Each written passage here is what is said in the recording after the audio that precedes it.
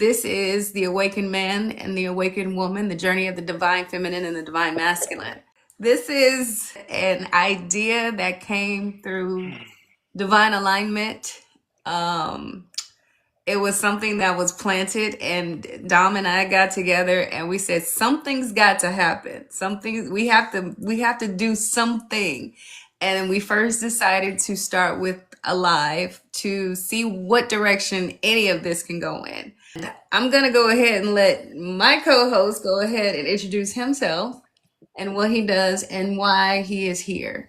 So thank you for that. I appreciate you, Dawn. And like you said, yeah, this is definitely something that is inspired by a lot of different things, including D'Angelo over here. He was over there pushing for it when when we went on his podcast, and he said, "So D'Angelo, shout out! Hey, if you guys see him in the comment section, D'Angelo James, go ahead and follow him."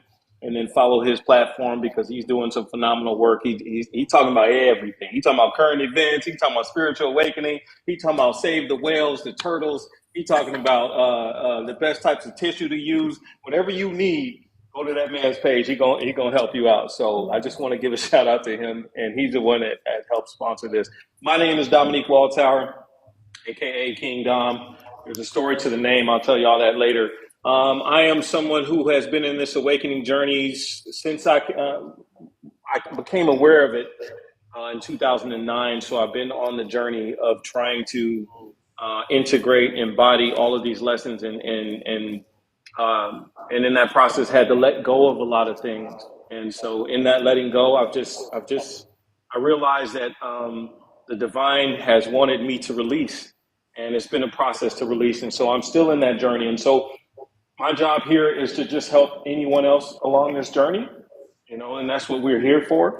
I want to just, and we open up to questions for you guys, share the journey that I'm on, that Dawn's on, so that we can help you guys. So, and also to learn from you too, because this is not just about us getting information. This is about us also receiving information, because I already know that, divine source is going to move to enrich all of us throughout this process. So that's who I am. My background, I've been in the social services arena for the last 20 plus years in different capacities. Right now I'm in the domestic violence field. So I work in that arena. And I'm always, anything that has to do with people and our stuff, I'm all about that life. Like, I'm all about that life. That's what I'm doing. So if you look at my TikTok, you'll see a lot of relationships videos, healthy relationships, things that just make you think about the stuff that you're doing. And then more recently, it is more about the spiritual awakening. So that's me in a nutshell. There's a million questions that if you have, please feel free to ask. I'm an open book. I will answer those questions. So that's who I am.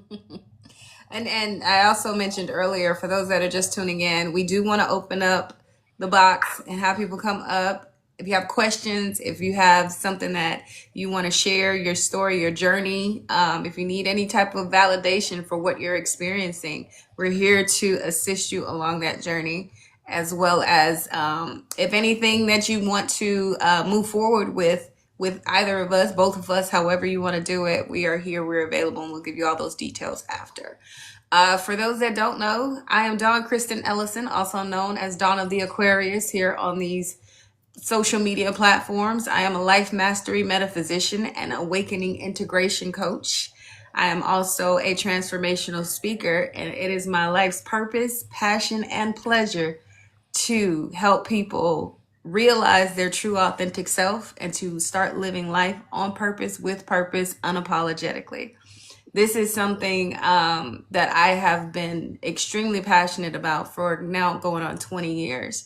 My awakening, or as Dom said, I became aware of my awakening in my mid to late 20s. And it all started from personal development. I'm a domestic violence survivor. And during that time, I knew something was wrong. And then I started pointing the fingers that something is wrong with me. Personal development helped me realize there wasn't anything wrong with me. There were just things that needed to be tweaked, the things that needed to be empowered. Because I was disempowered getting into certain relationships that were not beneficial.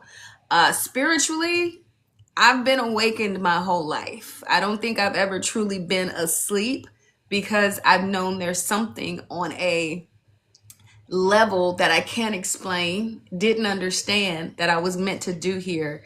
And it has everything to do with what I'm doing right now. So I had to awaken to that realization and then awaken to those experiences and how it led me right here to today to be able to serve and give back to those who are going through their journey. It's beautiful. As what did we say the other day, Dom? It's crazy but beautiful at the same time to go through this thing called an awakening. And I wanted to just start out by saying there is a difference between an awakening and a spiritual awakening. An awakening itself is becoming aware. It's when you realize you've been on autopilot in some area of life and you become more purposeful in the moves that you make. A spiritual awakening is an awakening on the deepest levels within you possible. It's when your calling begins to start poking at you like that annoying best friend and needs you to come in the direction in which it's pulling you. During that spiritual awakening, you do have to go through a death of the ego, a death of what was, and everything that you've experienced in life up until this point is a contributing factor to that death. And it's also a contributing factor to the version of you that now is getting life, that is getting reborn. I'm gonna come back to that later. It's becoming reborn because you were already born once as the real you. But somewhere along the line, the not real you was created in its place to take its place. And so that death is important. So that way you can now be reborn as the version of you that you were always meant to be here in this life. And that is where the spiritual awakening takes over. I wanna ask who's in the room. First of all, we want to know who's in the room. Have any of you gone through an awakening, a spiritual awakening, and where are you along that journey at this point? Go So ahead. Kat says, I'm 59. Mine started at a young age, and my final spiritual awakening was 35 years ago. Final? What do you mean final? You still here? Final? You have to explain that. What do you mean Uh, by final? And yeah, you're welcome. Welcome means we're to. not. Final means we're done with the meat suit. Like Yeah. you're not a meat suit specialist anymore. So can you please explain what you mean by that, Kat? I'm sure you And meant feel free something. to request if you feel comfortable coming up and we can talk about this. That's what we're here to do. That's what we're here for. To have these conversations, to get this knowledge, this wisdom, this knowing out. Uh, because we're here to thrive collectively. Um, Yeah, you talked about that. You talked about that death, and as you were talking about it, I got triggered. I got triggered when you were talking about the death, because man, I just started thinking about the many deaths that I've had in this life. Wait, hold on. Nayara says I'm 27. I'm at the part where the path has disappeared and I've detached from everything. Okay. mhm. All right. She can't explain that in text. She has to come up with. Okay. All right. That's fine. Oh, Cordo Kine, says you gotta explain that in text. I think she was talking about cat. Um, that's Kine. Kine, yeah, I should have said my son started this last one. It's kind of hard. Yes, if you guys can come up, please come up because communicating through text. If you want to, I mean, if you're comfortable with sharing, because we want to hear from you all about this journey.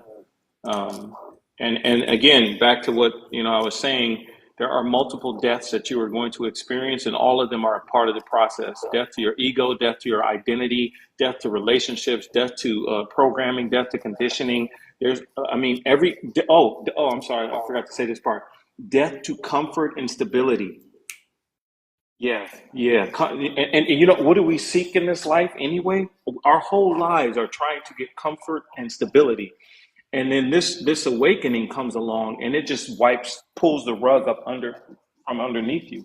Mhm. And then you just twirling around trying to figure like what is this? Let me see. So that is a part of the process. It is something that as Don was talking about, it's beautiful. It's, And and it's, stupid. yeah, it is crazy. Oh, and it will have you questioning your sanity. It will have you questioning your purpose here on this planet. It'll have you questioning everything because you don't realize how programmed we are from birth, Mhm. with everything. Like, we are really, really programmed. And um, I think about some of the information that we've received, and it's like, okay, this programming is strategic and it's to keep us in a certain frame of mind. But in order to break out of that, as Don was talking about, the awakening is what breaks you out of that. Like, it breaks you out of like, you start to question the things that you used to accept. You're like, Mhm. oh yeah, I accepted this because my family, like culture. I accept culture. I accept religion. I accept society. I accept how things work. Get your 401k and then to go take a 2 week vacation and die. Mhm. But then in your awakening, you stop accepting it. Mhm. You accept everything that's outside of you, and then you start to turn within and begin the process of accepting what is inside of you. And what most people don't realize is that everything and all things in this universe is within you. So when you start to detach from the ideas of outside, when you start to question once again, and when you start really looking at everything with a different set of eyes, because you're now looking with a different eye. It's the intuitive eye, it's the inner eye. It's really saying there's more to this than what's on the surface. That's when you really start to dive in and say, okay, what does all this really mean? And the more questions you ask, the more answers get revealed. That's why, sometimes religion has always taught people don't question, don't ask questions. That's what we're here to do. We're here to ask questions. How else do you learn? How else do you become aware? How else do you know what this thing really is that you're supposed to be experiencing? We've been programmed. We've become robots. As I like to say, we become the walking dead. We're just, whatever they say, we take it at face value, and that's just what it is. No, when you become spiritually awakened, it's meant for you to go deeper and deeper and deeper, because guess what? There is no end. Just like what we were just saying about, you don't have a final awakening. Your final awakening is awakening on the other side of life when you're no longer in this body. That's your final awakening for this life itself. But when we go through these things, these different deaths, these different phases, you are becoming a new you. So you do have to let the old version die. You have to let all of the things that come with that old version die as well. And that is where a lot of people stop themselves. They don't want to go further. They're afraid to be without what they know, because it is fear of the unknown. But the beautiful part about it is there should be excitement for the unknown.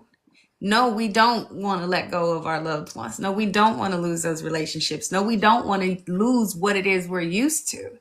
But what you're used to is not what is for you down the line. We're here to experience more. We're here to experience new. And the more we surrender, that's one of our favorite words. The more we surrender, the more we can allow to come in to elevate us and catapult us that much higher, and be at the heights we're intended to reach. Most people want to lock in and hold on so tight to the point where it literally will stop and stunt their growth as people and as spiritual beings. So so Kat says my business has died. I don't have a passion for hair anymore, and now see my destiny change. Okay, that's part of it. Who is this? Let me see. It was the darkest before the light for me. It was beautiful to have this peace now. Casey says that. And then let me see. Kelly Michelle says initial awakenings, natural and spiritual, were simultaneous during the pandemic. Yep, COVID was definitely something. Steph says I agree. Question in search of truth. Yes. Let me see. May says, I stayed isolated and now I'm happy to be by myself and cry all the time with mixed emotions. Yep. Steph says, for the longest time, I thought I was done learning, living, and growing. Oh, I was never so wrong. Yep. That's Yep. right. When I walked away from my toxic mother 20 years ago, I found my peace. Ooh, see there? Uh huh. Uh Mhm. huh. That's true. So this is to Don's point about letting go. There are certain now traditionally, what are we supposed to do with our parents? We're supposed to just deal with them, just stay there, right? Because they're family, any family members, any relationship, we're supposed to just stay there. And so now you have a generation that is coming up, that are saying no. If I'm going to be in your life, it's not going to be because of loyalty, because that's what people use. They use the L word, loyalty. Like, well, you need to just be loyal to the family. And I always say, if you're using loyalty, that means you don't have love. You got the wrong L. You got the first two letters right, L-O, but you messed up. You got to go. If anyone is in my life, even my kids in my life, if my kids are my life because of love, not because of loyalty. I don't ever speak the word loyalty. I don't ever say that, because loyalty means I'm not putting in the amount of love necessary. And so you have people who in the older generations, in the old programming, just said, just stick by your family no matter what. They abuse you, they mistreat you, they're toxic to you, but stick by them because they're family. I'm like, well, wait a minute. Don't they have a responsibility to be more to me since we're family? Why is it just me having to be more to them? Like, what does this not, where's the reciprocity in this? Mhm. So I can understand when you say it's time for some of these relationships to step away. And listen, some of those relationships are just for a season or two.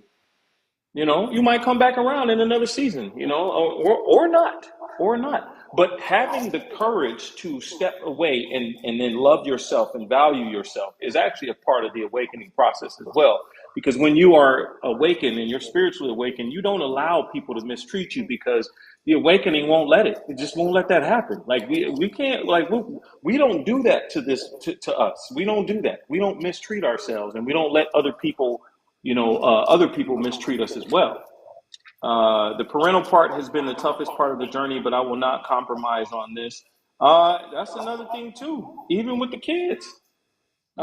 with the kids, like, I mean, sometimes I've had to let go of my grown kids. They go and they come back, and I let them go in love, and they'll come back around. And Yeah. and but I will say this too about the parental. What they're not going to leave here with is a dad that was in denial about his mess. They ain't leaving here with that. They're not leaving with a dad who won't apologize, who will not acknowledge what he did wrong. Because I do that. I'm like, look, listen, um, y'all right. You know what? Because we never check in with our kids about some of the things that have happened. We don't. We just assume, and we'll say this word. And parents will say this. Well, I did the best that I could. I don't say that to my kids. I will never say that, because if I did the best that I could, we wouldn't be having the conversation. And Mhm. the best that I could is not good enough, for them. And so now I don't condemn myself, but what I am saying is that, what, could I have done better? Yeah, I could have. I could have. I could have done better in some ways, and to be able to apologize to them and just say, you know what, I'm sorry about that. You know what, I was not at the level of growth that I am now. But all I can do now is just make sure I validate what it is that you experience and then move forward from it. I had one of my sons tell me something one time, and I didn't remember it. So instead of saying, I don't remember it, it didn't happen, I Mhm. said to him, I don't remember that, but I trust you, because if you're bringing it to me, it must be on you. So I'm gonna go ahead, and it sounds like something I would have did. You know what? Mhm. Back in them days, I was a fool. So it sounds like something I would have did. So you know what? I'm sorry for that too. The point is being able to release them from anything that they could hold that says, you know what, there was harm done to me. And the last part I'll say this, I'll land this plane, is that oftentimes as parents and just spouses and people in general, we focus on our intent as parents. I did the best that I could. I never meant to hurt you, but we don't focus on our impact. Mhm. So I don't focus on my intent. I focus on my impact. What was the impact of my intention? Don't matter. What matters is what was the impact of my behavior on this person. And if they and listen, the people, the kids, whoever will give you a Yelp review of what the impact was. And I have a choice at that moment to decide, can I help him or her move forward, or should I just stand my ground and be defensive about it? And that part, for me, the level of growth for me and understanding that listen, I'm in the meat suit. I mess up. I mess up. But Yeah. what I can do is apologize and say that I'm sorry, Mhm. and then let's try to move forward. That's something that I used to tell my son. I remember telling him the first time when he was 10. I said, "We're a team. And when you're a team, you communicate, you try to reach some kind of common understanding." I said, I want to try to make this as simple as possible. You've never been 10, and I've never had a 10-year-old. So Mm. we're literally playing this by ear. So when I mess up, understand I'm not doing it on purpose. It's human nature. We Hmm. revisited that again when he hit about 13. I said, I've never had a teenager before. Okay, you've never been a teenager. I know what it was like to be your age, but I don't know what it's like to be your age in this time. Now, Hmm. the 90s were totally different. Hmm. The 70s were different. The 70s and the 60s were different from my parents. They can't relate in the same way generationally. But what I can do is listen to you, hear you, try to participate with you, give you the best guidance that I can from what I know. And you're going to teach me something too. And when we get to a space of, once again, surrender, letting, we don't have to know it all, we don't have to act like we've got it all together. We don't. We're human, we're flawed perfectly. But at the end of the day, when people have conflict, and trust me, I've experienced this with my own family, every single relationship within my family. You want to be heard. I want to be heard. You want to be felt. I want to be felt. We want the same thing, but we're fighting to get it. We're fighting each other to get it, and that's not healthy. I Hmm. want to hear you. Now here's the thing. We get to a space when you're going through your healing, when you're going through you doing your work and going through your spiritual journey, you may be the only one that's listening. You may be the only one that's feeling them out because you've already done the work and done the practice and knows what it takes to get into that space with yourself. So you're offering it to someone else. They may not do the same for you. Are you okay with that?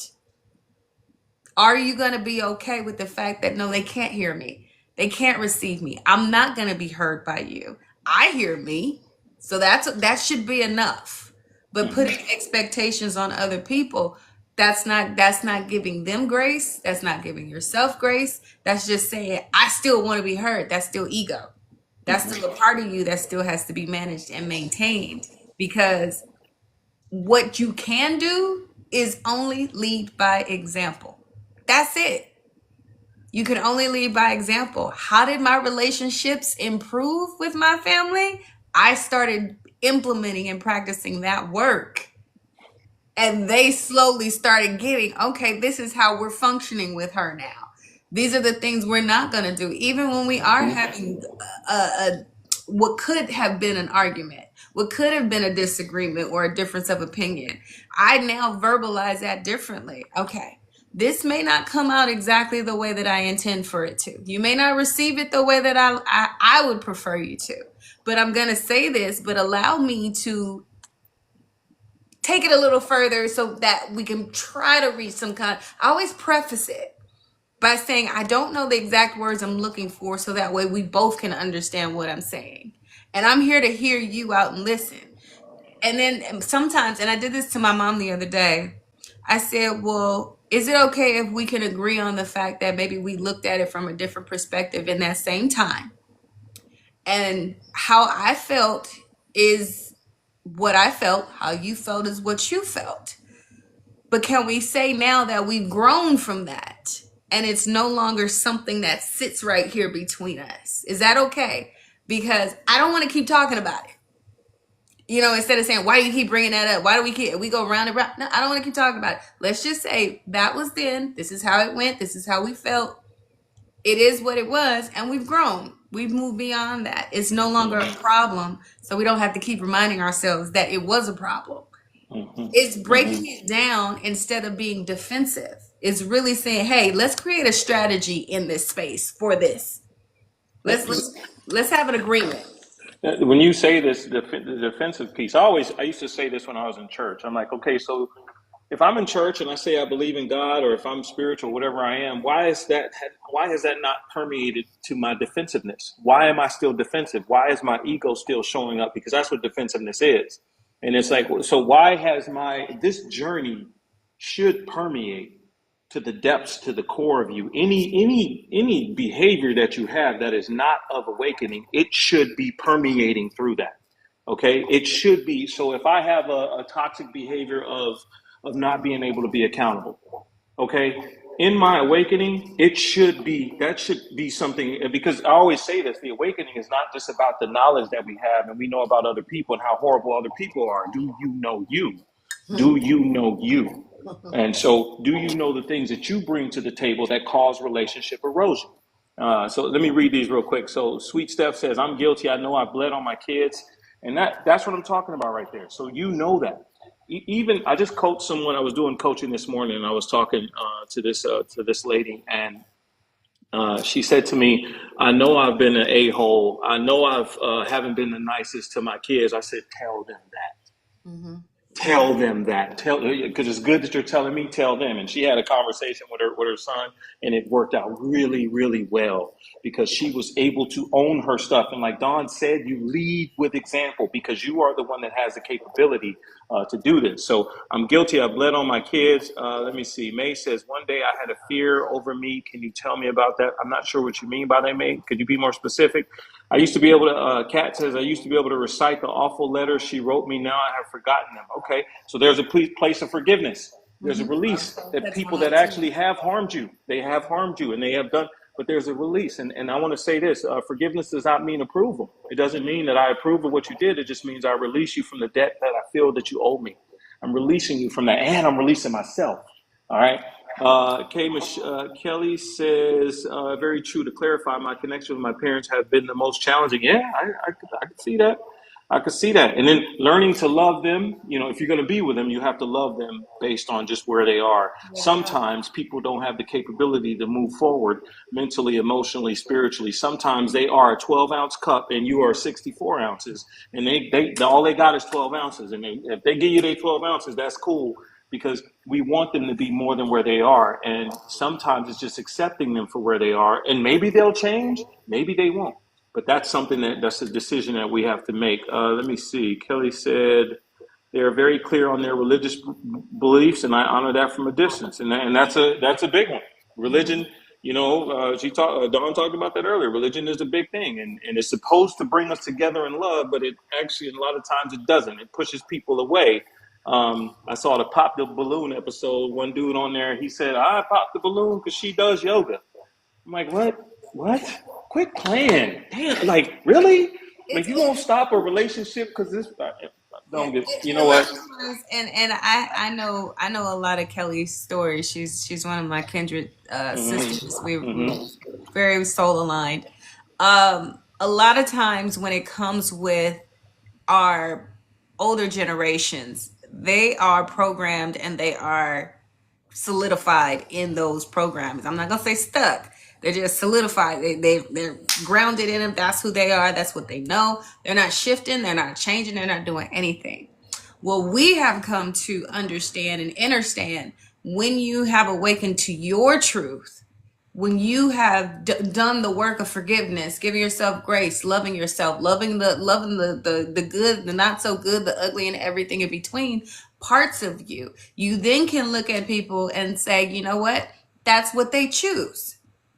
I respect it. I respect that those are your choices.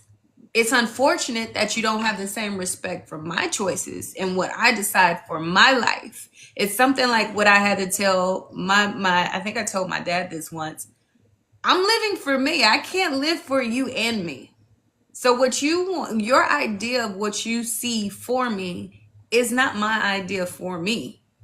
It's what you want on some level for yourself, but you want me to have it, or you want things to go a certain way according to your desires. My desires are mine. I'm the only one that can truly see them. I'm the only one that was given the gift and ability to see them, just like I can't see yours. So when it comes to even raising our kids, I always told my son, I gave you a body. I didn't give you your talents, your abilities, your desires, your gifts. I didn't give you those things. Those had to naturally come through you. So whatever it is that you want, that's what you want. But we're gonna be the best version of whatever it is that you want. We're not gonna half-ass, we're not gonna slack. We're gonna be the best possible version of you that you can possibly be. But that is allowing, there's that word again, allowing people to be free. What do we want? We want freedom.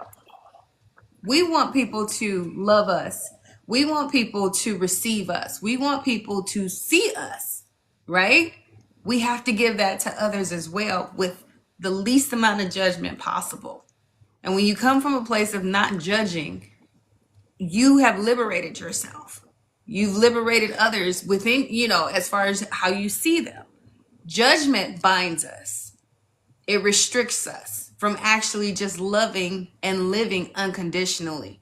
It literally, you're putting rules on other people's lives. You're putting restrictions on what you think they should be, how they should function, how they should speak, all those things. That's not fair. That's not fair because you wouldn't want anybody to do that to you. Yeah, I couldn't relate to church or religion either. It wasn't until I understood spirituality and I said, that's it. That's what's pulling me. That's what's calling me. And yeah, there's some people, I've been called a witch. I've been called all I'm like, I don't practice magic. I don't practice. I don't do anything that would consider like you said, he said she does yoga. That is a spiritual alignment and it's a connection between the mind, the body, and the spirit all at once. It's movement, it's energy shifting. And for someone to think that is evil, that is dark, no. Uh the things that go on within these institutions of religion is dark and evil and all those things, not peace and love and joy and bliss and creation. That's what spirituality is. And when you begin to wake up to that within yourself, you'll see the world through a different set of lenses that you do. I'm sorry, it is the good and the not so good. You will see the ugly, you will see the ugly, but you will also recognize, acknowledge, and experience the beauty that this world has to offer. It's amazing. Yeah, and Okay. I like how you talk about the judgment piece because when you start looking at other people, when you reach your awakening in your awakening journey, and you start looking at there is a phase where you look at people and you be like, really? That's what you're doing? I, Really? Like people be so let's just keep it real. There's a stage where we awaken, but our ego is still there. Our what? ego is still alive. Go ahead, you chop it. No, no, no, no, Say no. what you're gonna say. I want to hear it. I'm trying to remember the name while you're talking about it. Uh-huh. It was spiritual. It is still ego, but it's kind of like you feeling. It's like being a spiritual snob. Like Mm-hmm. I know Mm-hmm. stuff you don't know. It's like you do go through that. I'm telling you, it's a stage. I'm bringing it up because be aware of it because Yeah.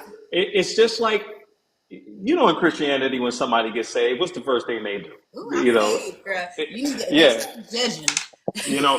Why are you still in the club? Like you was just in the club 3 weeks ago. Like what you talking about? You was there with me, and You and sure so you want to wear that? we will get to that place where we will become spiritual snobs. Our ego will jump in and say, "Well, how is it that you still doing this, or how come you don't know this information? I've been telling you. Why don't you listen?" That's Hmm. all ego.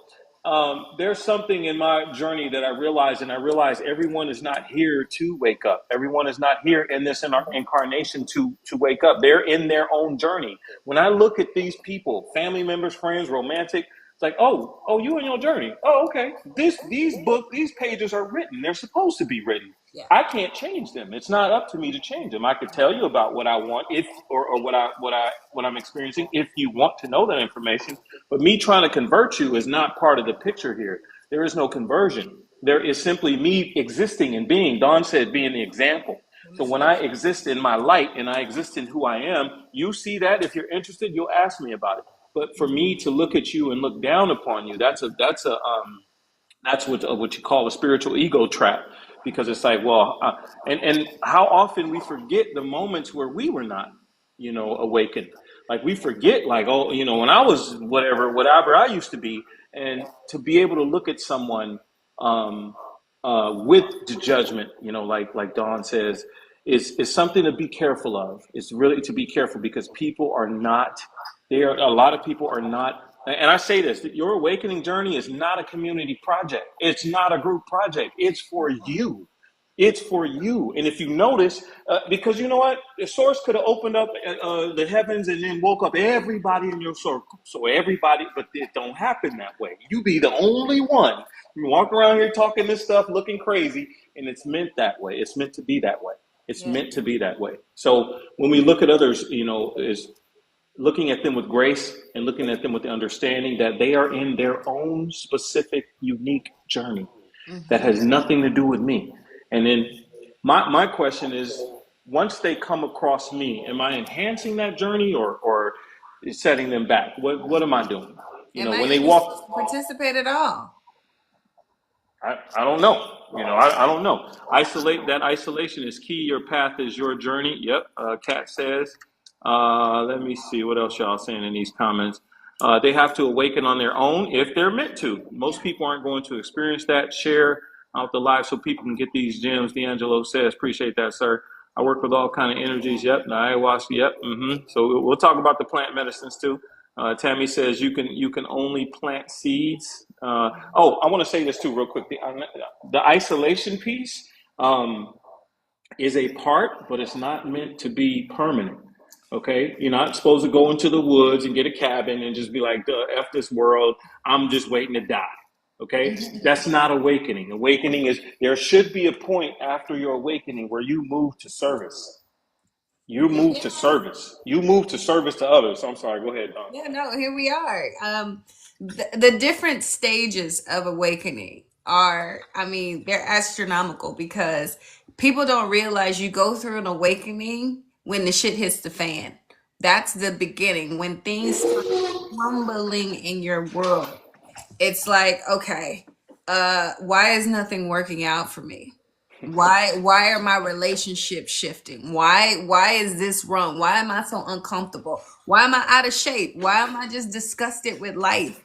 That is when the awakening is starting to poke at you because it now is getting your attention. And the only way it's not going to get your attention when you think you're living in bliss. It's going to get your attention when it says, I'm about to flip this whole place upside down. We're about to have some furniture moving around here. Okay. um it's literally, I like to call it your invitation. I'm inviting you to change all of this. That's what spirit and source is saying. I'm inviting you to make some changes because this life that you've been living, that's not what I have for you. That's not what I intended for you to remain. Now here's the thing, it is meant for you to experience because you can't have an awakening without experience. You cannot. That life was by design. But when it starts to crumble, we don't go to the depths of hell. We don't stay there. We visit, but we don't get to stay there. That's your invitation to evolve.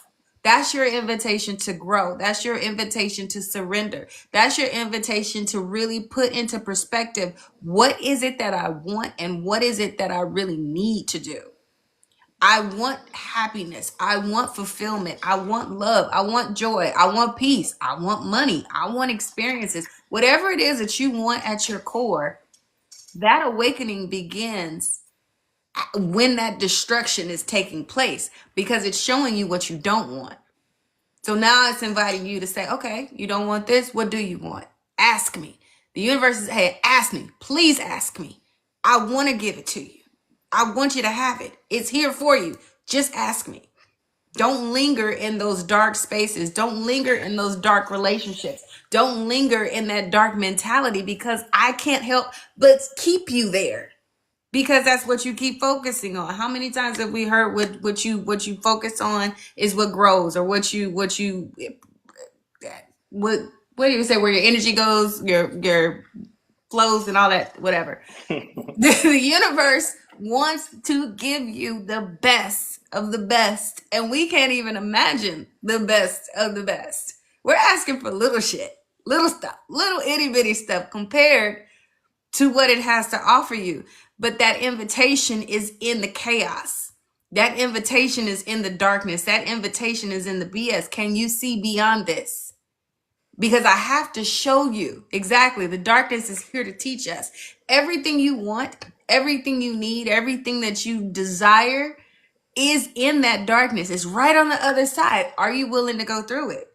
Are you willing to face it? Are you willing to put your fear? Someone said earlier they were afraid. It was fear. It was fear. Fear is your friend, not your foe.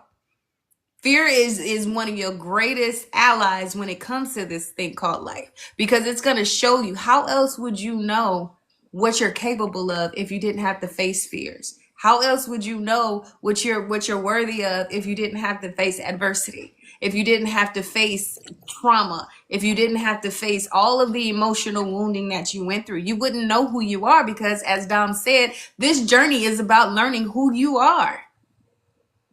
When you learn who you are, you then start to evolve into, okay, why am I here? Which goes into, as he said, now you become a servant of the collective. You start serving your fellow man. You start participating in other people's growth. You start honoring and loving them. That is how we come together as a being, as one, and help each other grow, because that's what we're here to do. We're not here to have giant portfolios. Yeah, it's cute. Here to argue and have fights about who's right, who's wrong. None of that. We're here to help each other expand and grow and become the best and greatest versions of ourselves. And until people are no longer distracted by those things and start honing in and being intentional and focused on what it is we should be doing, need to do in order to survive, not physically, I'm talking spiritually. We're in spiritual survival mode right now. And we're watching it. Every single person in here is watching it every single day. The souls are deteriorating. People are losing hope. People are losing inspiration. People are losing their sanity. And not in the good way, And it's up to us. People like Dom, there's a couple people in these chats that are here to serve and help people, and we're coming together. As he said, we're doing the Avenger thing. We're locking in. Everybody's got their talents, everybody's got their abilities, everybody's got their gifts, and we are here to help each other rise, because it's time. It's the dawn of the Aquarius, baby. Yeah, I see what you did. That was a good one. That was a good one. That was a good one. Let me see. Tammy says, before you can serve, you must heal yourself first. Bars, you got to heal yourself. That's why I'm here. And I talk about that a lot in my journey about healing myself. Like my awakening was about me first. It was me going deeply inside of myself and recognizing, okay, who am I? What am I doing? Am I doing what I'm supposed to do? And I was way off, and I just had that knowing that I am better than who I am right now, and that process just led me to keep growing and then do whatever it is that I can do to grow. So, I talk about that a lot. Let me see. Wait, hold on. It could be some people are just here to not serve, and this is true. That's true. Um, this is true. So this again, this is, but you have to be able to recognize when someone is here and they're just in their journey. And I'm not mad at you. That's your journey. That's your journey. You're supposed to go through whatever it is you're supposed to go to. I'm not, shoot, day to day. Look, I'm struggling trying to get my meditation in every day. Okay, I'm trying to get. I'm working on getting an hour every day. So I got an hour. I'm in my hour, man. I got my hour today. I had it yesterday. I'm gonna make sure I get it. I'm meditate when I get off of here too, because I know I'm supposed to meditate more. That's a part of my journey. That's a part, and I'm supposed to do my spiritual work, to get where I'm supposed to be. So I can't be worried about somebody else's journey. I'm trying to get mine right, and if I can support them, in their journey, so be it. But I'm never too far from my own struggles to be looking at judgment of somebody else. I ain't never too far. My struggles are always in my face. Like, hey, bro, did you forget? You forget who you? Did you forget? And not in a way of condemnation, but just in a way of also reminding me where I come from, but then also reminding me, don't get too far off to where you forget that I was just like whoever it is that I'm judging in a sense. I Hmm. wasn't too far off from them. Yeah. Yeah. Hallelujah. And we were talking about our different relationships with family, friends, the whole nine. Every single relationship that you have or have had and going to have is always supposed to lead you back to you. It's always supposed to show you in some kind of way you. You would not be an attraction. I'm not going to say alignment. It's attraction. Okay? Your friendships. Remember when we were in like preschool or when we first started school, you aligned and attracted with a kid that became your best friend at that point. Now, I'm not saying that the relationship lasted, but there was something magnetic that locked you into that kid or that group of friends. It's still the same. It's just evolved as we've evolved. That kid, you saw something in them that you see in yourself. And it sometimes looks like, I like that about you. I like that about you because I like that about me. Or I recognize it because I want to have that within myself too. It's just how we function, it's just how we are as energetic beings. We attract to each other. Now, relationships, family ships, friendships, all of that is still relative. You may clash with a cousin, a sibling, a parent. Those are the things that you have to work on within yourself. Why are we clashing? Well, they don't listen to me. Well, do you listen? Well, they don't value my opinion. Okay, they don't have to, number one, but do you value your opinion? And if you valued your opinion that much, why is it important for someone else to have to value it for you? Bars. These are things that you have to look in internally because someone is always going to show you you. We are one. As Dom says, we are we. We if you know anything about me, you know I'm always talking about the universal laws, the laws of nature. Number one is the universal law of oneness. We are all one. There is no separation, there is no division. We are just different expressions of that one. So how are you expressing? Let me see. Do I like how you're expressing? Yeah, I see that in me. I resonate with that. We are exactly, we are all mirrors of one another. So if you don't like something about the next person, that means there's something within you that you may not like, or things that you may have said, you know what, I used to do that same BS. I don't want to be around it anymore. I hope they get it together. I can only be an example of how I got out of that BS. Maybe they'll catch on, maybe they won't. Not my business. But it's a reminder of how far you've come. I saw this thing really quick.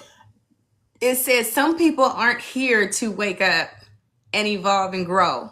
Some people are just here as reminders of how important it is if you don't.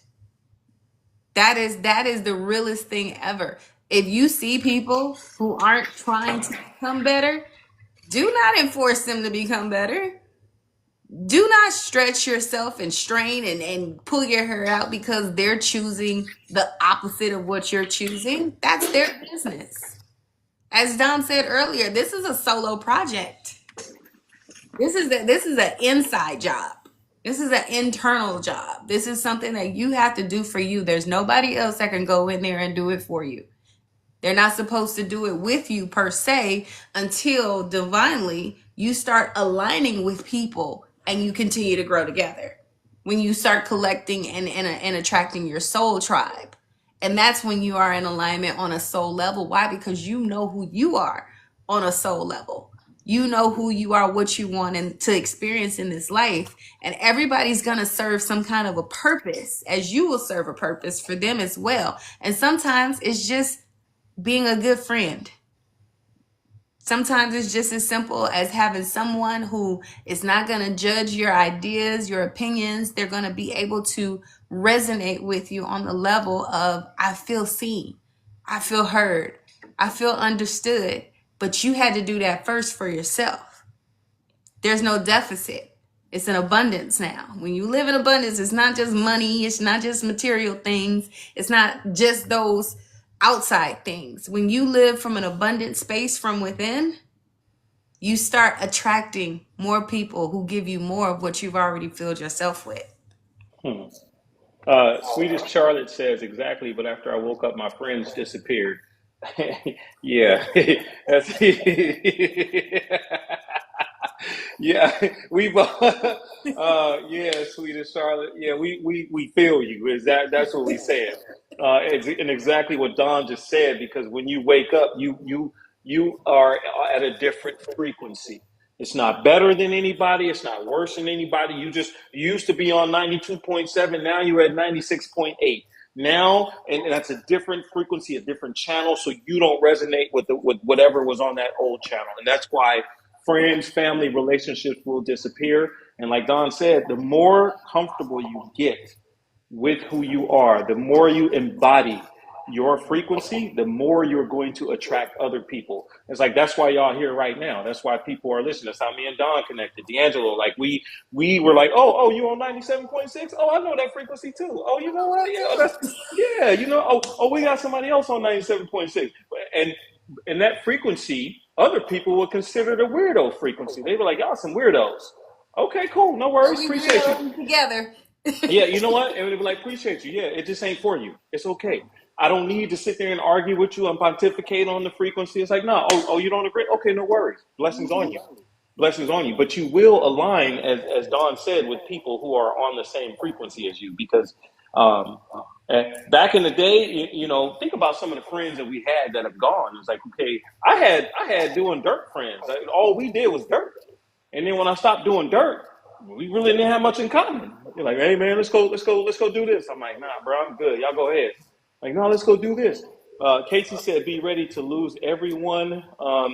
I own up to my weirdness. You know what? And for real talk, I don't even care. Like, that's another part of this awakening. You start to fall in love with this journey and yourself so much. I don't care what nobody thinks. I mean, and not in an arrogant way. It's just I know what I'm doing and where I'm going, and I'm so confident in that. I don't need this. Ain't a community project where everybody got to sign off on it. If it's just me and me, we good. We We really good because I'm never alone. You are never alone. Nobody here is never alone. It's you and you. And when you talk about, when Don says, um, when you said we all are one, so that means that all of us, we all together with each other. I'm you, you me. I'm with my higher self. I'm with my past self. I'm with my ancestors. Everybody's with me, and I know that. Embodied empathy says I'm constantly healing, so I have to. So I have been pretty isolated the last several years. Yeah, I mean that's a part of it. I are. own up to my weirdness. Let me get the last comment. And Who is this? Somebody. when you align with other people as your frequency raises, and also Hmm. let's be clear, it's not about raising your frequency, because you could be at a low frequency and still align with people who are at a low frequency. True. They're only going the energy is only going to multiply the more you stay in those spaces. So like Dom said, when he removed himself from those friends who were on that frequency and shifted, it's like, okay, now I've made space. How many times have you heard me say you make space when you, it's not losing, it's allowing those things to leave when it's time for them to leave. You're not holding on to them with such a tight grip as though you can't live without them. No, let's try living with something new. Let's try living with something that would be more beneficial and more conducive to what it is I'm trying to create for myself. The part about I want to say, people, I would love for people to stop saying they're losing, because you're somebody made you a pirate. There, you had like a whole patch and a pirate hat. Um, you're actually winning more of you. You're not losing people. You're gaining more of who you are supposed to be, who you were intended to be in this life.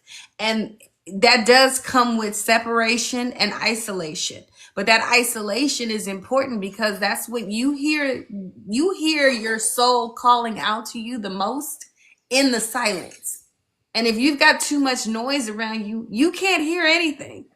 You're going to hear the same mindless chatter. You're going to hear the same conversations. You're going to hear the same complaining, the same arguing, the same, all the things that don't serve you. You're going to hear those things. That isolation is important, because sometimes you need that undivided attention with self with source, with God, with spirit, whatever it is you want to call it, you need to be in that solitude, that peaceful state. You have to learn what peace feels like, first of all.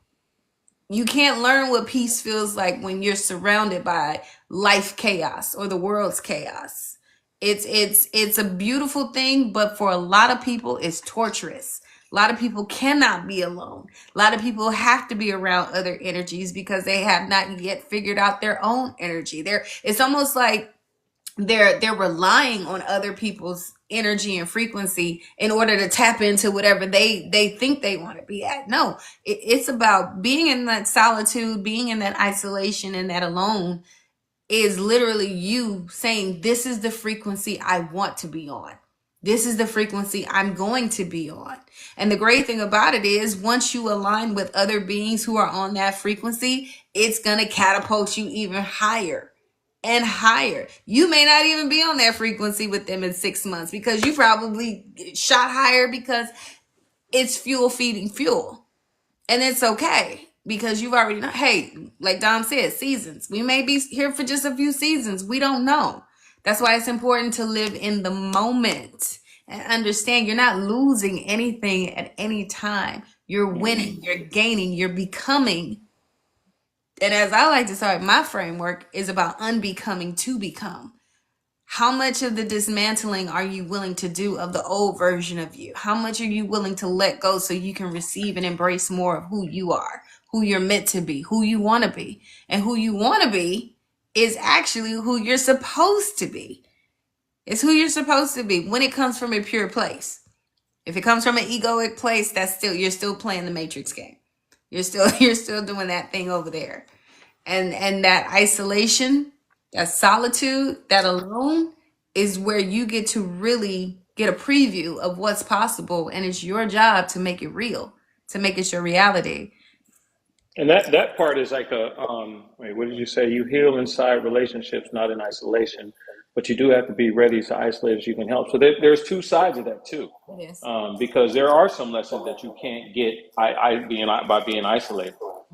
And speaking of the relationship piece, the higher your awakening goes, the less options you're going to have for relationships. Let me go ahead and put that out there. So you can go in and cancel the dating app. That ain't gonna work. It don't matter. It don't matter how many people around you. The alignment, because your relationship is not going to be based on searching. It's going to be alignment. It will align. And so that in that process, sometimes some of us, when we get into a relationship, the relationship becomes our God. Because that's the programming conditioning. I gotta be married. I was married now. That's what we're looking for. We don't love or value ourselves unless we have that spouse. And the awakening will show you that's not the purpose. Your purpose was not here to come here to do that. You have to awaken to yourself. Now, if you happen to have someone, you happen to align with someone, that is a phenomenally great thing. But that is not the holdup, the way the world tells us. Because as Dawn's talking about the isolation part, there is the part of you that has to isolate and grow and into who you're supposed to be. You came here by yourself. Yes. You leaving here by yourself. You ain't leaving with your spouse. That's not how it works. You came here. You incarnated here. Now, but there are people along this journey that you're contracted with, to work through and say, okay, I think about my ex, my marriage, and, I was contracted to go through and to cause the chaos and for her to cause it for me and for us to, like, that activated me. It activated the hell out of me. I was like, oh, damn. So we were contracted. So these relationships, like Don was saying earlier, I don't look for relationships just so that I could be happy and we could have a house and a white picket fence. I'm like, how are we trying to change this world? That's what I'm like. How are we trying to change this world? Like, are we? You just 401k? That's all we talking about? We just. That's it. Real estate, really cool. Okay, no worries. Ain't nothing wrong with that. But when you are an awakened being, that ain't enough. That's what everybody does. That's what everybody does. That same thing. Your awakening is like, well, again, how are we raising the vibration of this planet together? And again, you're not going to find too many people who are on that level. Most people want the regular things. Let's get the ring, let's get the house, and there's nothing wrong with that. But if you're an awakened being, you have a different assignment. Go That's ahead, Don. I see always you. an assignment. And to add to Kanae's point, if I could say this, our healing is done in two places. It's done behind the scenes where we actually collect ourselves with ourselves, if that makes sense. We go deep within ourselves to ask what we want, what we're doing, how are we moving, what have I experienced. We This is where we do our internal work. Our relationships is where we implement. We actually get to practice what it is that we've done on an internal level with ourselves, because I'm not getting ready to go through all my healing in this relationship. If that would be kind of like I'm still using another human being to try to fix me. No, I now have to implement what it is that I have healed within myself and practice that with another human being until it becomes okay. This is who we are now. This is what we do. This is how this is going. Everything has shifted. It's healing is for you, not for others. Healing is for you. That's what I'm saying. But you implement it and you practice it with relationships. Like I said, when it came to my family, I had to go do the work. That was my work. I can't change another human being. Our relationships got better because I did the work. And now I'm changing the dynamic of how we communicate, how we flow. You drop the phone. I had to do that for me, and then I started seeing the improvement because now I'm implementing what I did in these relationships, in these friendships. This is how I'm choosing to move in it, and it became more alignment as time went by. My healing helped their healing in a sense, but the healing that was only my business was the healing between me and them. Their issues are still their issues. Their nightmares, their traumas, their stresses, all the things that they still have to go through on an individual level is their business. That has nothing to do with me. It was just about me and what we had or have within between the two of us. Good point. Really good point. So Kane says, including the TikTok dating app. It'd be going down in here in these TikTok streets. I know. Oh God, let's not. Wait, hold on. Let me see. Swedish Charlotte says, yes, I don't think I'll ever be able to meet a man who hasn't woken up.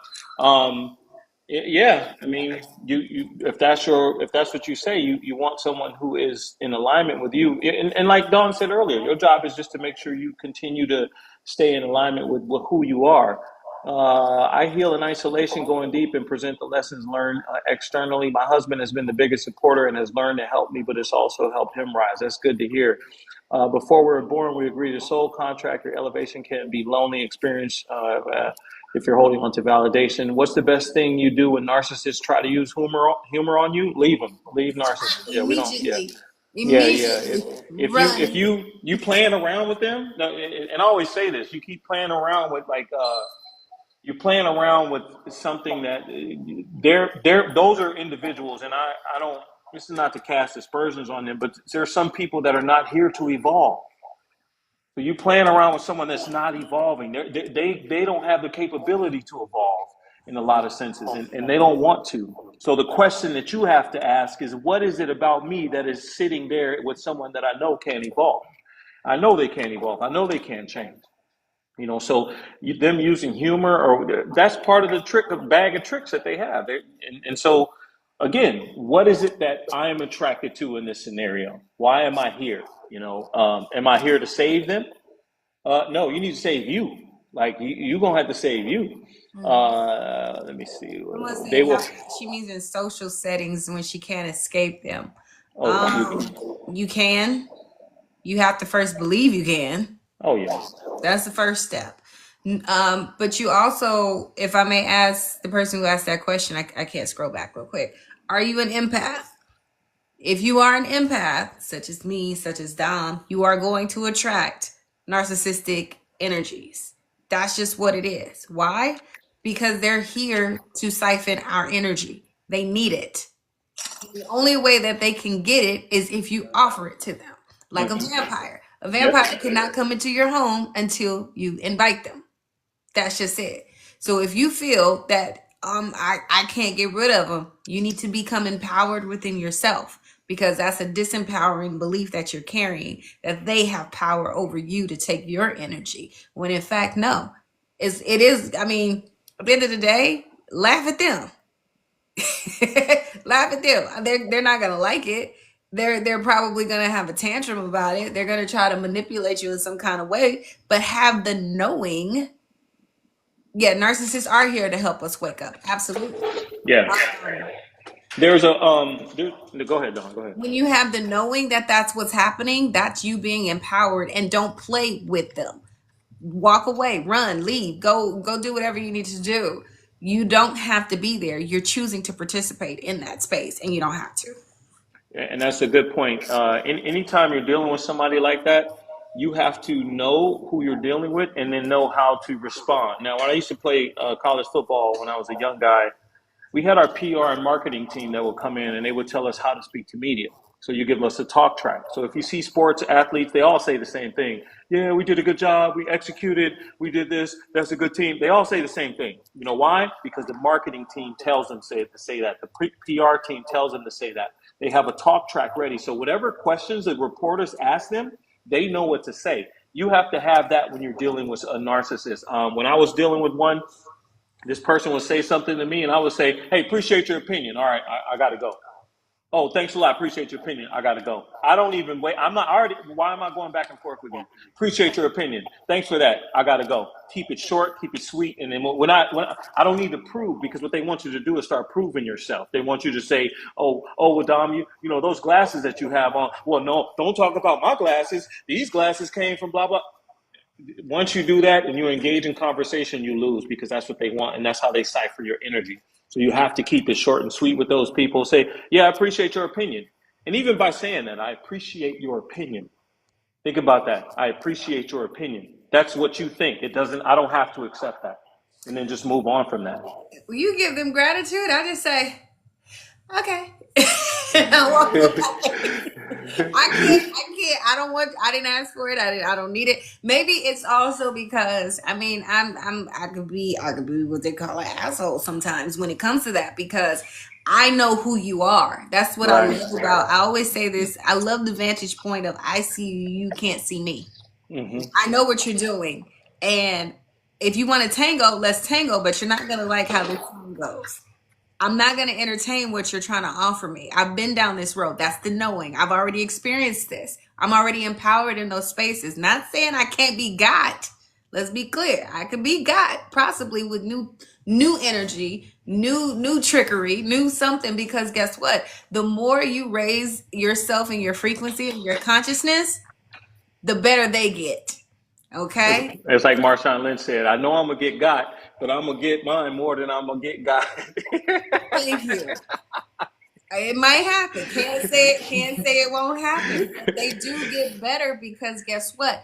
When you are rising, when you are becoming more of your higher self, you are still going to face contrast, adversity, situations, circumstances. Life is not the Garden of Eden. It's not going to be picture perfect. You're still going to have those experiences with people who going to try you. They're going to test you. And you do have to go through the experiences, because, as we said earlier, you're not ever going to be finished awakening, aligning, ascending. You're not going to be finished until you're finished. It's just not happening. So do expect, but don't expect. Don't look for them. Someone and something is going to come and take you to the next heights. So I say sometimes, yeah, invite the experience in. Work through the lessons. Work through the wisdom. Earn the wisdom. That's the only way that you're going to really become what we call ascended masters, to be the greatest, highest, most exceptional self that you can be. And then you can look at them. You'll get to a place, you know, where Dawn's talking about, where that ascended master, to where when she says, I see you, that's one of the benefits of being an awakened being. You can see very clearly, you know, and I'm not talking about physical seeing. You see beyond, you know, what's happening. You know, you're talking about narcissistic or toxic people. You look at them with compassion and say, man, you know, what happened to you? Yeah, like what happened? But not so much compassion where you're gonna say, "Come move in with me," because now you're an empath with boundaries. An empath without boundaries is a short trip to a bad place. You're just trying to love everybody. You become a cactus hugger. You will go over to a cactus and start hugging it, trying. Okay. Yeah, their behavior is toxic. People aren't toxic. Their behavior is. I think you're still on silent. It's coming. It'll be back. Can you hear me? Yeah, now. Okay, you have to be aware of where to place your love. And I already know I'm not hugging a cactus. I'm not going to do that. I can see the cactus as a living being, but I'm not about to hug you because No, the you more I hug you, what does that do to me? That's going to harm me. So I'm not into self harm. And I don't. Some people like that. I don't like that. I don't like pain. I don't like it like that. yeah. So we can't. We have to empath, especially if you consider yourself an empath. If you have not reached the place of boundaries yet, that's probably why the narcissist is there to Yeah. teach you, to Yes. show you those boundaries. Yes, that's what they said. Narcissists are here to teach us lessons, and it is Mm-hmm. boundaries. It is self-love. It is self-awareness. It is your value. Because what does a narcissist do? They try to devalue you and get you to believe that you are less than. And that is the one of the greatest lessons you could ever get from narcissists. I learned how to love myself from being with a narcissist or two. I learned my value from them devaluing me. I learned how to put myself first from them wanting me to put them first. It's always lessons within there. I wanted to touch, and once again, y'all, if you want to come up, you have questions, you have any need for validation in your experience of what you've been experiencing, we're here. Go ahead, hit the request button. We would love to exchange with you. We're loving this engagement, this interaction with everybody. We love that. That's what we're here for. I wanted to touch on, there was a question in there a little while ago that said, what about when you are awakening, but your spouse is not? Mr. Relationship Expert, go ahead and help us out with that one.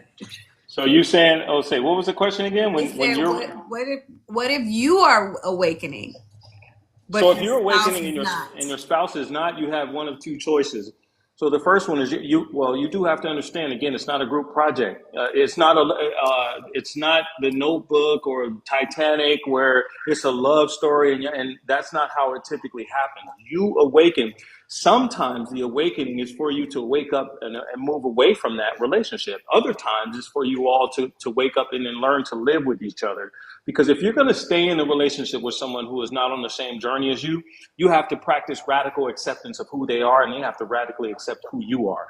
If you don't have the acceptance, if we're still trying to convert each other, then that's going to be a problem. If you expect that person to say, hey, well, you're waking up, because most of the time when you wake up, what do people say? What the hell's wrong with you? Are you crazy? Are you psychotic? Do you need meds?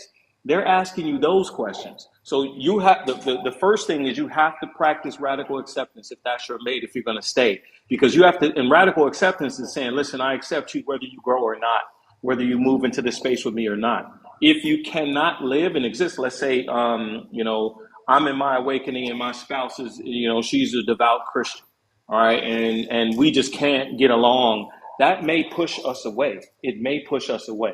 And I want to say this, and I say this cautiously and carefully. Sometimes awakening will break relationships.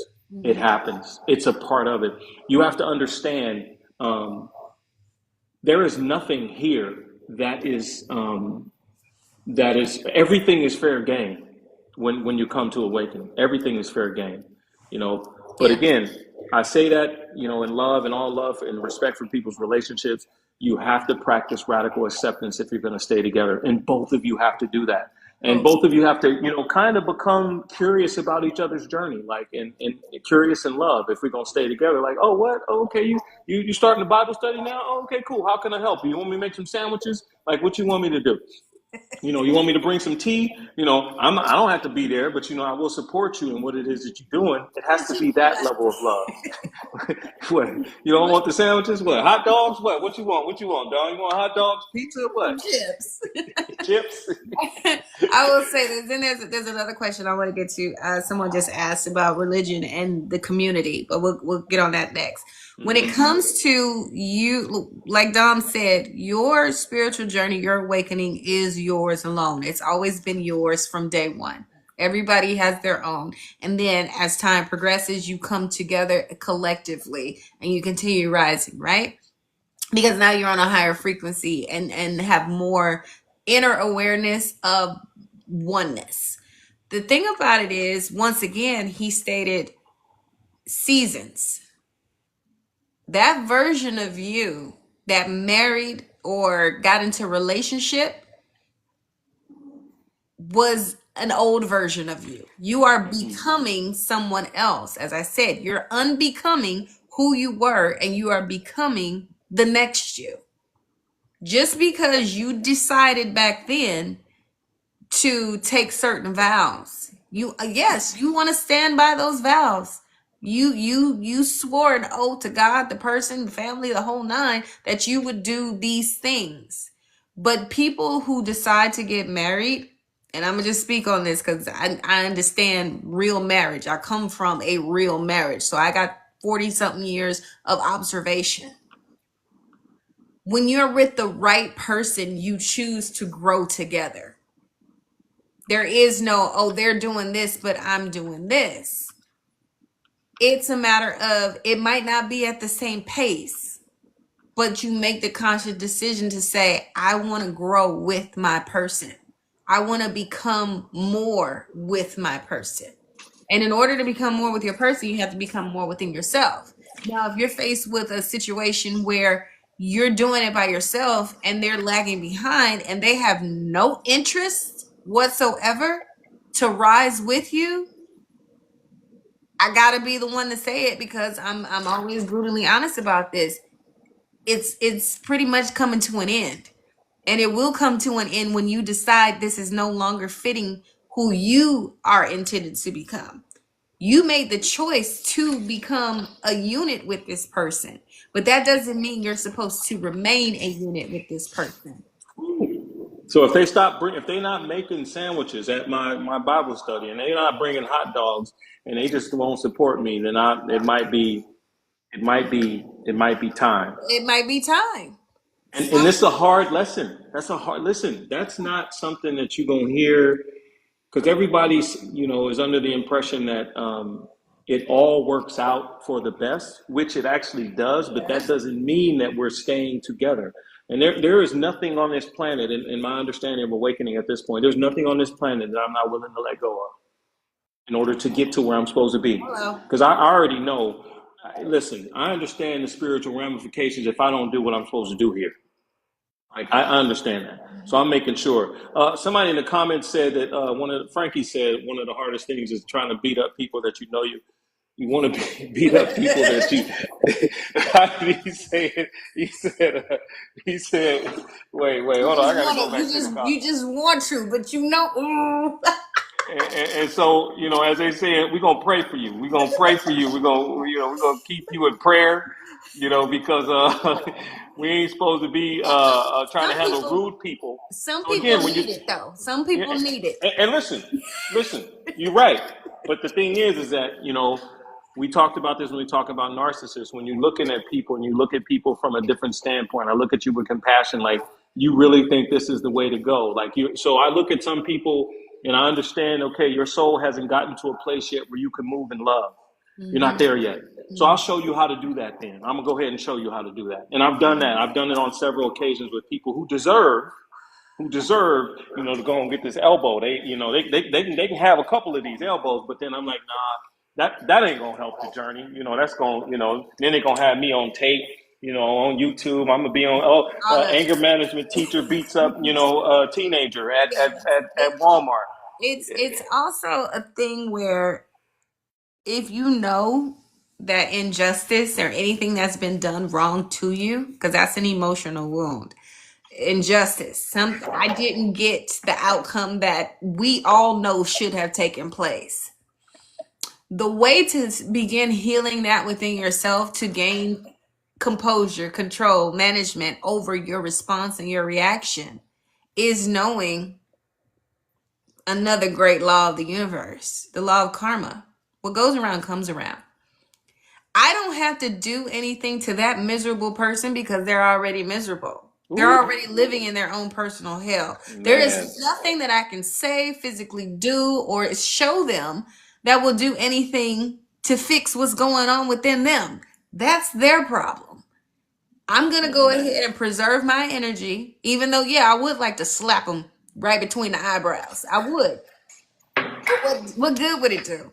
And sometimes there's no response is necessary. You don't No need to. response at all. And sometimes I'll just look at people like, that's how you feel? Or I like that SpongeBob Mm-hmm. meme. All right, I'm gonna head out. I'm Mm-hmm. gonna head out. And so if you, Frankie, if you need to, I teach anger management. Hit me up. I'll add you to the class. It's a class I needed to take in my life. I've taken it. So anybody else that need that, let me know. Because if you struggling with strangling people and you feel like you want to, or running people over and you're in traffic, let me know. Hit me up. We'll get you all. We'll get you all settled. What's that religious question you was talking about, Don? You So said she was somebody. saying, "What do you do?" Let me just paraphrase. What do you do? And that was from Swedish Charlotte. When your community, your friends, your family are all Christian or in their religion, and I'm assuming if you could just elaborate, or if you would like to come up and join us to elaborate on that, she's feeling like the oddball in her space, in her community, because if she's here in this space, she's going through an awakening or has curiosity about it. And that religious environment is not for her. Oh, If I'm wait. understanding that Let me right. read it. She said, "How is it for you who live in a country where so many people are Christians, like friends and family?" Oh, okay. So in Sweden, Oh, okay. apparently it's not like that. And it's not a religious country, from what I know. It's a struggle. To keep it real, it is a struggle. Now, I will say that I was one of those religious people. I was deeply in Christianity. I was a leader in church. I've preached messages before. I know the Bible back and forth. I know it, but I could never rest in it because of who I really was. And it is a struggle.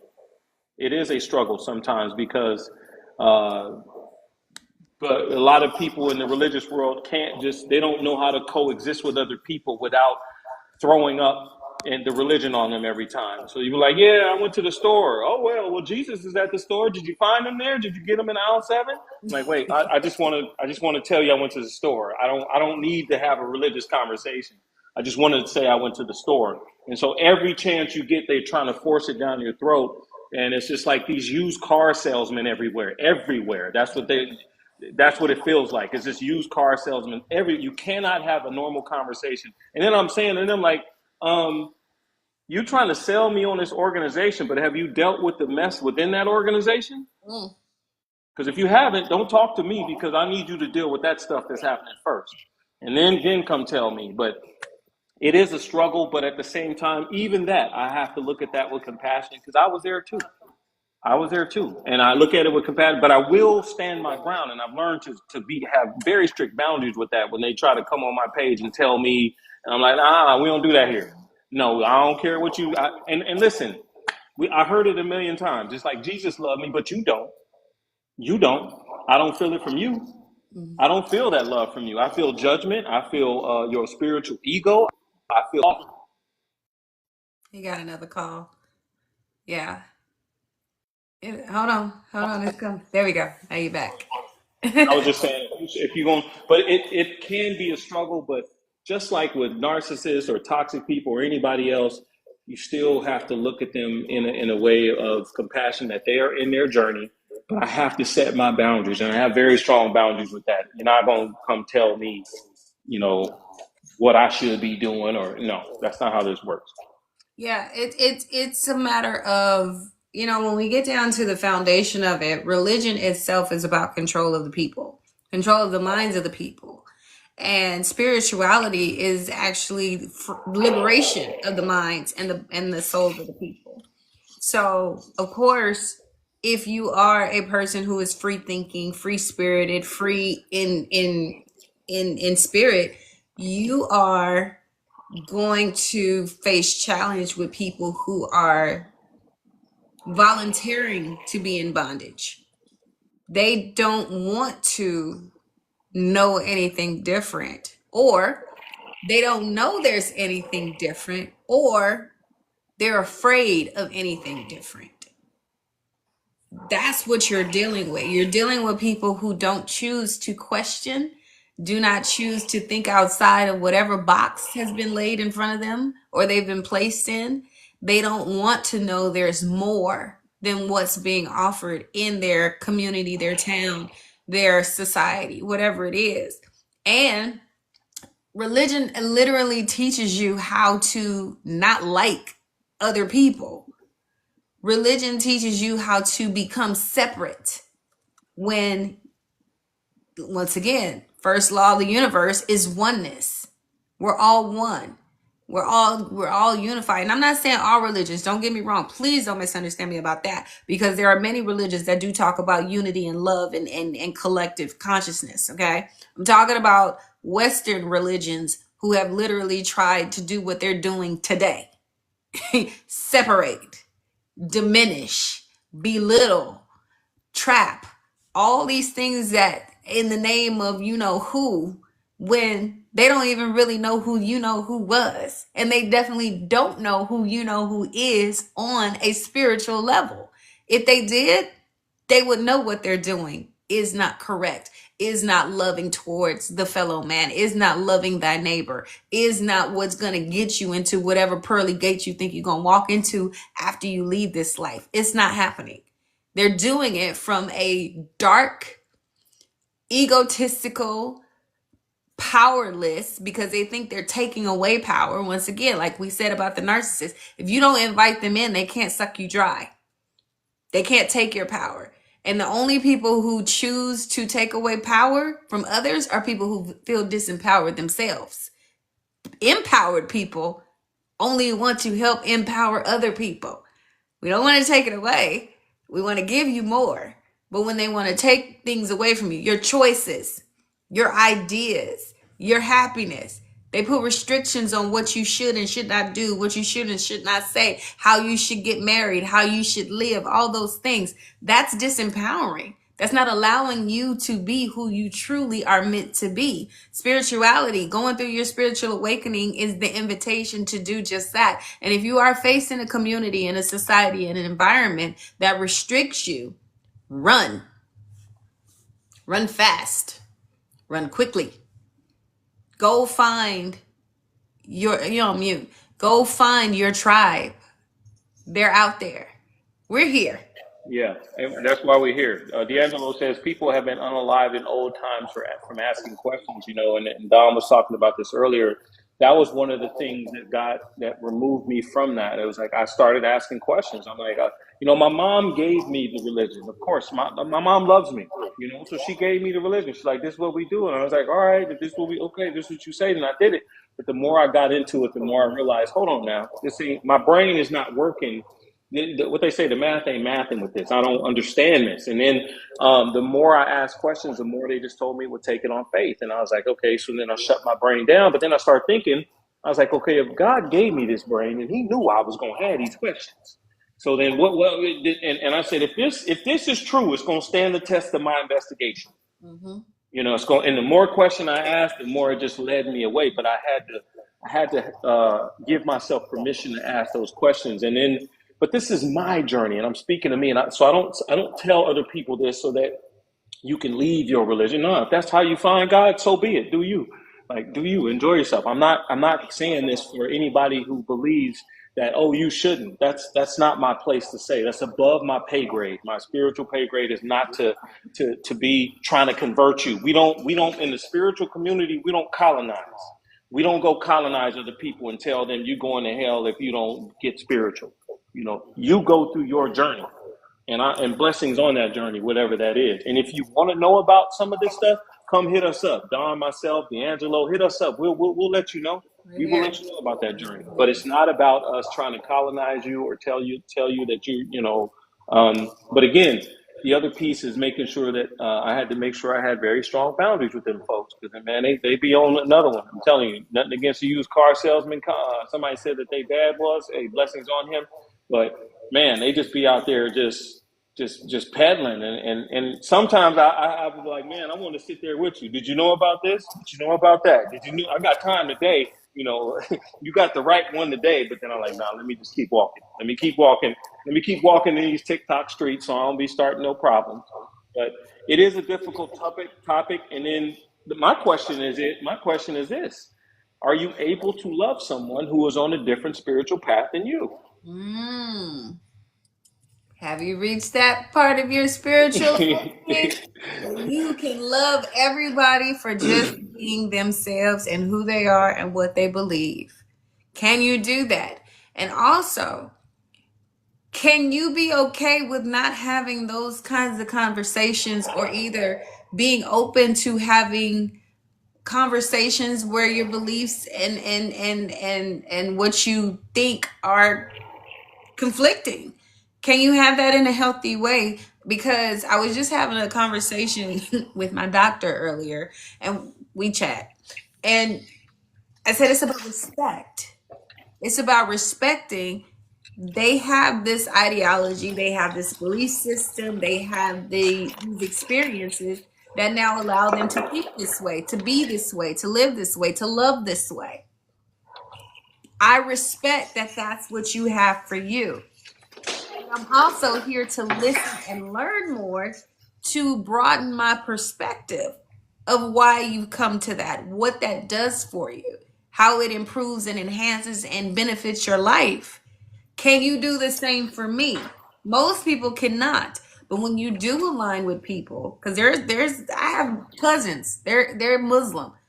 When I tell you those are my favorite people in the world, no, we don't have the exact same outlook on things. No, I don't fully understand how come they restrict themselves and things and all these little things.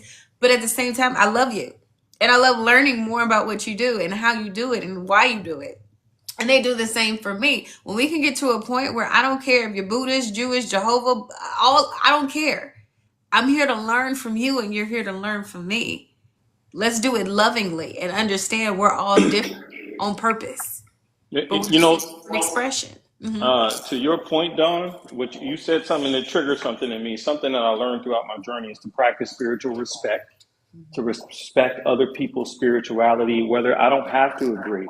I simply accept where you are in your journey. So I have spiritual respect and I also have spiritual consent.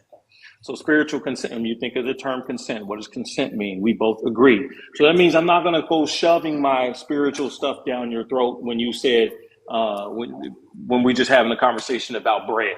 You know, we talking about bread, and then you start talking about your religion. Well, hold on, man. I'm just asking, do you like wheat or white, or what kind of bread you like? So spiritual consent means I need your consent before I start talking to you about this. So you're gonna. I'm not gonna just. Hey man, did you know that you're supposed to do your spiritual awakening? If you're not, you got to reincarnate here again. You got to come back. You might come back as a fly. You might get into some shit. I don't know. You might want to switch it up.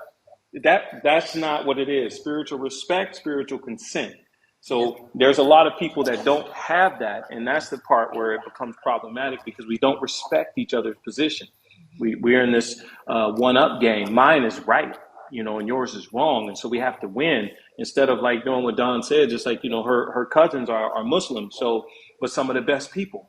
And I have it like that too. Some of the best people in my life are people who are Christian, or people who are Muslim, or people who are agnostic or atheists, or and I'm like, I'm not here for all. Look, y'all do what y'all got to do.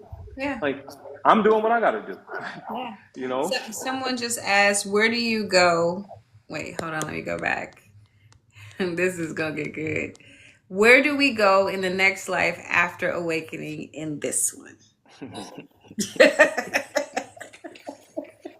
Well, that depends. Yeah, that depends. I already got my walking papers. I'm He moving to a did. I'm moving to a management position once I'm done here. and so, as I understand, for me, I've incarnated here many times before. I've been here a couple, two, three, four times. All right. So I've been here some times, and then I don't know, for whatever reason, it's been on me that I'm done here. And um, I had a reading recently, and the lady, she said, "Yeah, you're done. You don't." But the thing is that I've been given the option to come back if I want to. Like, they give me the option to leave or to stay. But I'm like, I'm moving to management. I'm moving to management after this. Like, I'm not coming back here. I'm done. I'm I will done. But say this. I will say this. You that we okay. This is healthy to say because you I have to put it in there. As of right now, you're moving to management. But once your alarm clock is getting ready to go off, you may say, "Wait a minute, I'm not finished." oh, to that no, to your point, let me say this real quick before I forget, not to cut you off. So I've done some plant medicines. All right. So in my plant medicine journey that I've done, um, the plant medicine. Every time I'm in the plant medicine journey, they have given me the option to leave. They say you can leave if you want, and then when I start leaving, because where they're telling me to go is like it's peace. I'm moving to peace. I'm like, man, so I'm floating away over there, and then after a moment, I'm like, hey, wait, no, I'm not done here. Go back. I'm not done, y'all. But they like, if you want to go now, you can go. But I said, no, I'm not done here. And there is a sense of urgency. And if you've seen any of my videos or you see what I talk about, I have a sense of urgency Mm-hmm. about my life, about myself. There's things that I do and I'm engaged in that are just like, what the hell am I It doing? has to happen now. And I have that sense of urgency and I know it. Yes. I know it. Yes. So, Yeah. but go ahead. How many times have I told you when I was a little kid? I said, "Okay, I'm here now. What? Let's get to it. Let's tip. We got things to do." It's that thing. That's why it's like I don't know. I'm hoping this the last go. Oh yeah, I think, but you you know done. what? I think I was already in management in some kind of way. I decided to come down here and handle things because things weren't going according to plan. I could see that. I could see that. Listen. You know what she did? She took her headset off and said, "All right, look, I'm going." Let me go down here and go. Because that's my personality. Hold on, let me get y'all together. This is a mess. And But it gets like that sometimes, but I know my soul is ancient. It's been confirmed through other spiritual yeah, beings that they yeah. were like, "Yo, you've been around for a long time." And for me, I feel that because Earth is boring. I'm bored here. This work, this awakening, all of this is literally, with the exception of my son, the only things that excite me. Everything else is did it. All right. Well, let's move on.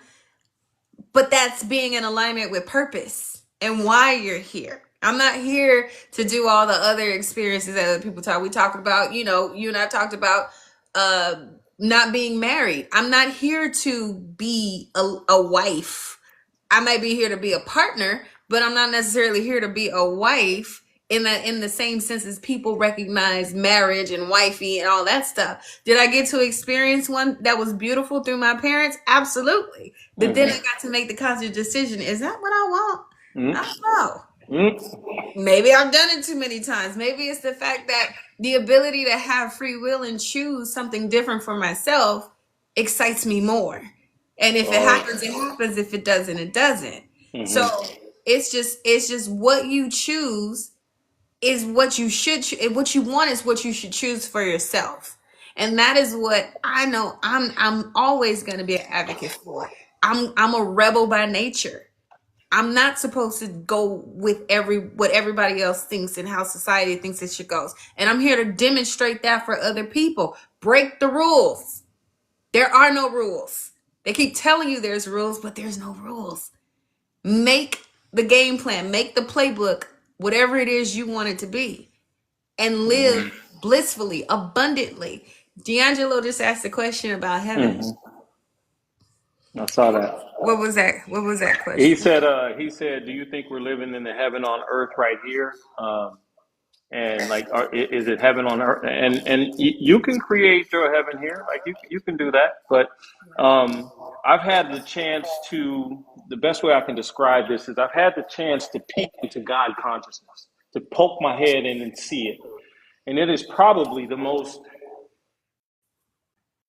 It's probably one of the most powerful things that you will ever experience. Like if I haven't been able to fully grasp it, but I've seen it, and it is. It's not it's not heaven. Like, you go to consciousness, you go back to consciousness, you go back to where we come from, and that is the best way I can describe.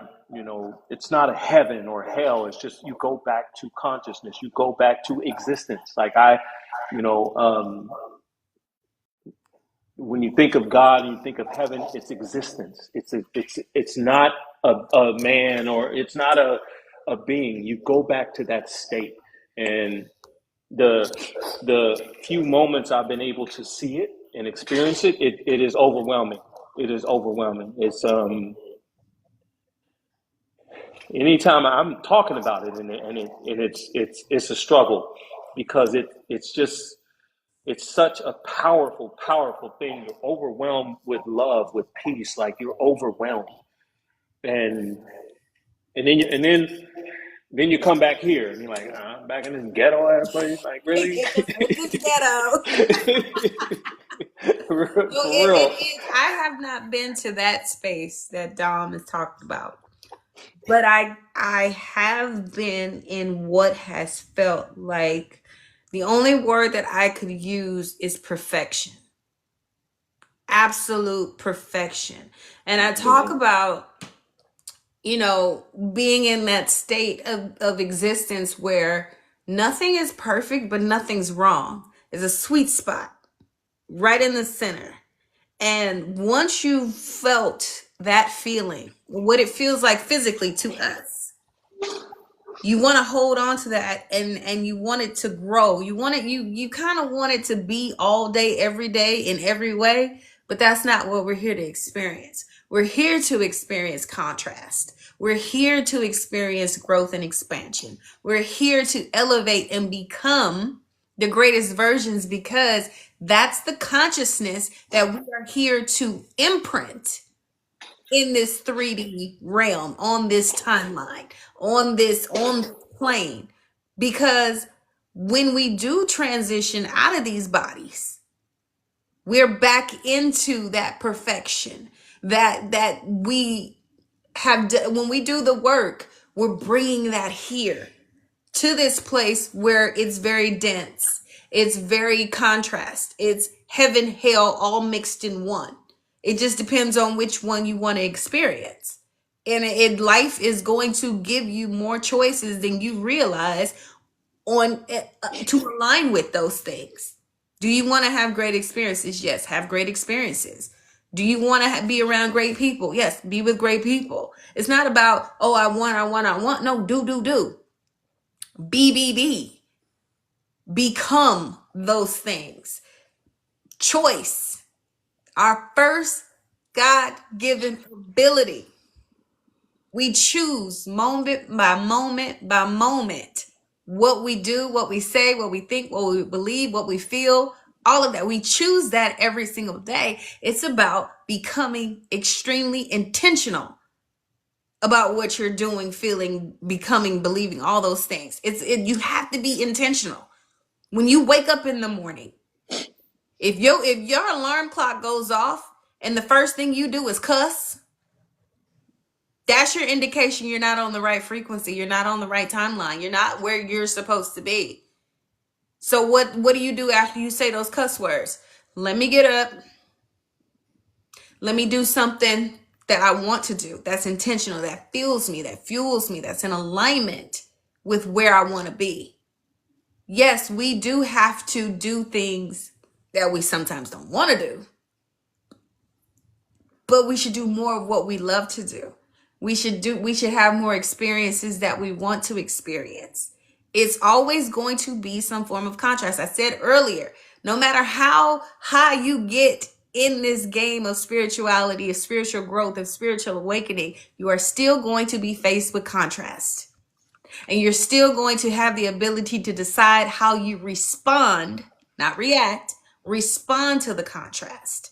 Mm-hmm. Respond to the adversities, respond to the letdowns, the disappointments, the pitfalls, the distractions, all of that. You get to decide how to respond so that you remain in alignment with your heaven, your version of heaven. Because if you don't, you're choosing the opposition. You're choosing what you don't want instead. And you have to ask yourself, is this what I really want? And So, that's to following up with Don's point, choosing how you live. Like in this journey, there's a tremendous amount of loss that I've experienced. Like the when I say loss, I mean there was the shifting of again. That's relationships, that's ideas, that's belief systems, that's finances. And then I've gotten to a place where I am. There is not much that can come my way where I'm going to choose a lesser version or a lower frequency. I'm still going to stay where I am, even though the contrast happens.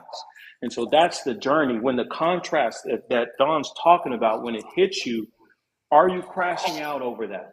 Are you crashing out because there's traffic? Are you crashing out because the money is not right? Are you crashing out because the relationship ain't working? Are you crashing out because when you are able to face those things and just say, oh, okay, all right, yeah, I don't really like that, but you know what? I'm still in gratitude. I'm still in gratitude. And you choosing, like Don says, choosing the heaven in spite of the hell. Like in spite of the hell that you're going through, like, because I know this, I was come out of the dark night of the soul in this 2023, and man, and the biggest lesson I learned in that one was to relax into the hell, like relax, stop fighting, like allow it. It's supposed to happen. It's supposed to burn some things off of me and burn some things onto me. Let it happen. I'm kicking and screaming. I'm fighting, trying to get out of it. And it was like, no, you ain't going nowhere. Sit. And then when I sat and I accepted, and then I had gratitude in the middle of my life falling apart, it all changed. mm-hmm. It all changed. What she said about choosing, you choose, like I chose my heaven, or I was like, I'm in the middle of hell, but I chose heaven. Mm-hmm. I was like, look, man, and my stability's gone, my comfort is gone, things are not working the way they're supposed to, but that is a part of the journey. It is a part of this journey, being able to choose how you move through this life. When someone don't want to be your friend no more, or your spouse don't like you no more, the kids don't like you, you know what, the things are not, and we can go to the mundane things, traffic. Of the 35 people in here, where my road ragers at? I'm a retired road Yeah, rager. retired, not the triple R. So now the reason I bring that up is because life is going to present. What about my parking lot ragers? You stole my parking space. Are you in the store? Like Papa said the I used to get the mundane things of life that we crash out about. As you go through your journey, you will start to look at those as like, oh, this is an opportunity. How am I going to manage this? Am I going to stay in heaven, or am I going to take myself to hell over this thing? And we talk about the people that are disrespectful. We talk about people that are, and I see it all the time. I'm like, look, man, okay, I see you. I see you being disrespectful. That's all right. You know what? It's cool. It's all right. I'm gonna move on from that. But that's where this journey will take you. It will get you to a place where you will be smack dab in the middle of hell, and you sitting there being grateful, meditating, and you're like, nah, it's all good. It's Yes. all good. It's gonna Yes. be okay. It's gonna be Yes. okay. And even this is working out for my good. Mm-hmm. Even this is, I'm not to be Christian, but in the Bible, the scripture says all things work together for the good of those that love him and called according to his purpose. All things, this thing too, is working for my good. And I just have to figure, but I'll say this and I'll land the plane. It's very hard to figure out what you're supposed to learn in the middle of pain. I'll tell you that right now. When you're in pain and you are struggling, it's very hard to learn the lesson. But when you're able to pick up a lesson in the middle of pain, oh, you own to something. You own to something on that part. Yeah. You own to something. And when you've gotten to a certain point in your elevation, you already know, like I said earlier, fear is your friend. It's not your foe.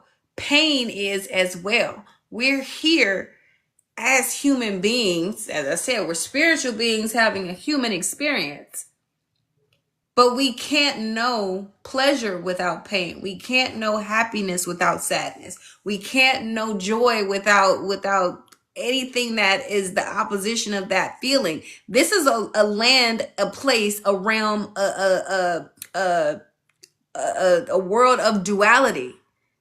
There, we learned that in science class, exactly, the yin and the yang. And that's why on our promo shot I put the yin and the yang on the back, because that is the true symbol of existence itself. You cannot have one version without having the opposite. That's balance. That's the way this universe operates. That's why we were talking about the divine masculine, divine feminine. Yes, we all have masculine and feminine energy within us. If they're imbalanced, you're gonna not be okay. You're not gonna be okay. That is out of alignment. What is alignment? It's balance. How balanced can you be? The law of opposites, the law, it's so much that goes into knowing who you are, knowing how you operate, and also when you get imbalanced, knowing how to get yourself back into alignment with yourself.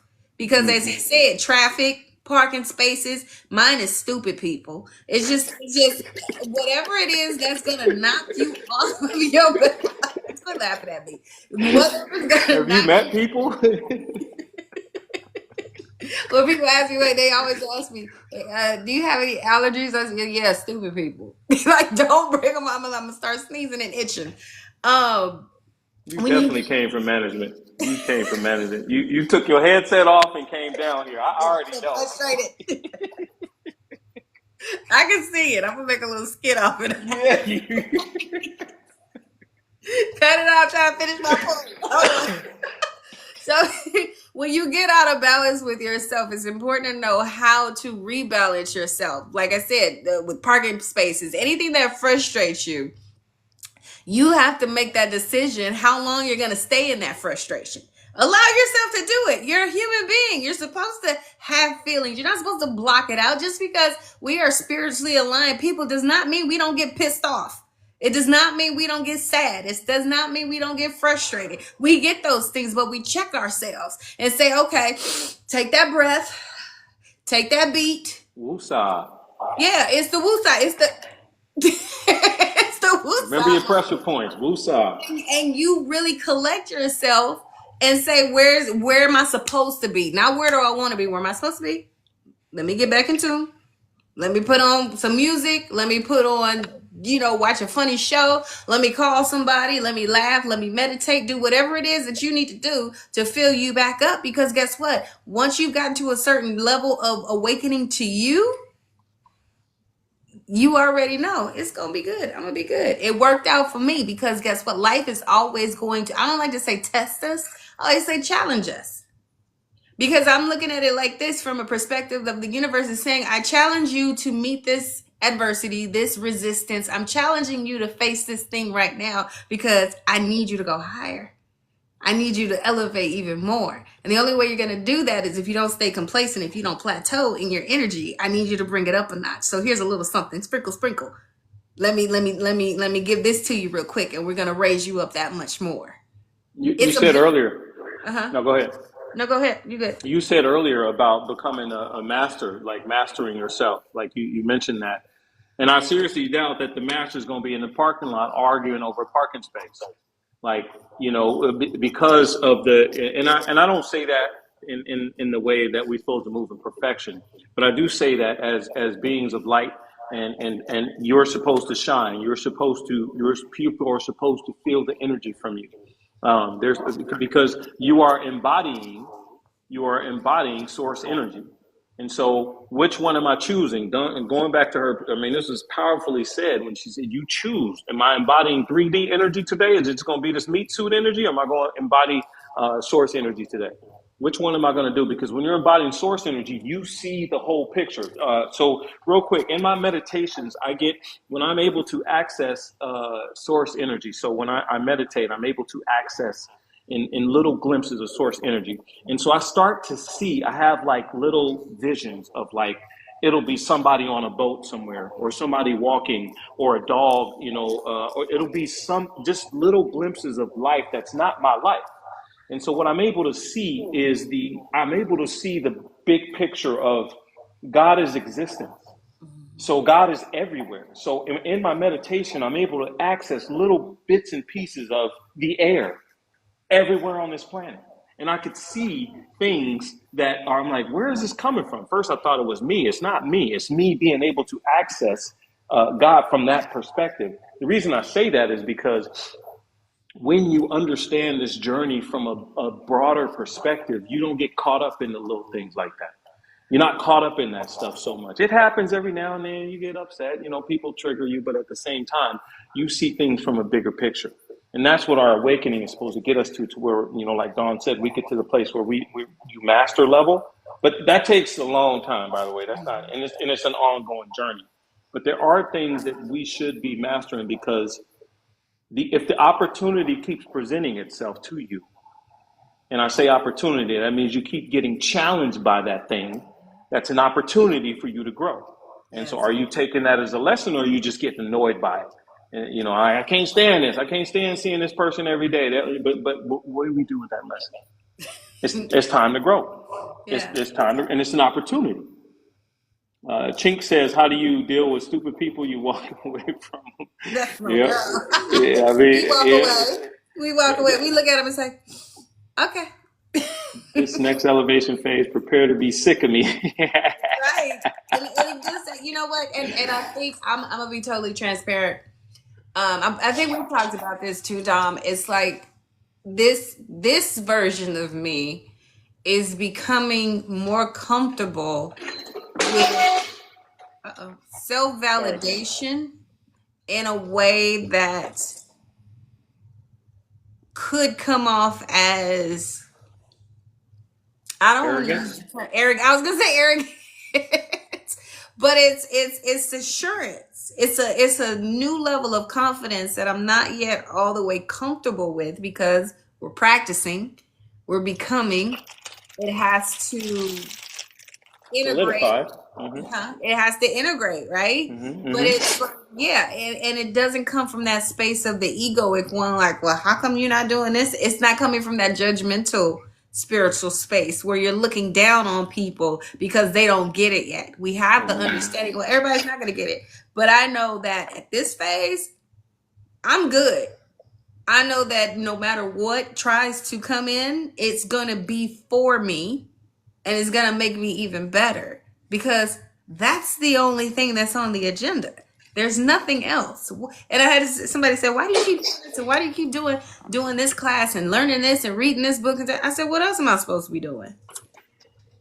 Realistically, what else am I supposed to be doing except for expanding myself, becoming more, growing myself? Am I supposed to be watching reality TV, looking at other people's lives, judging them and adapting bad behaviors?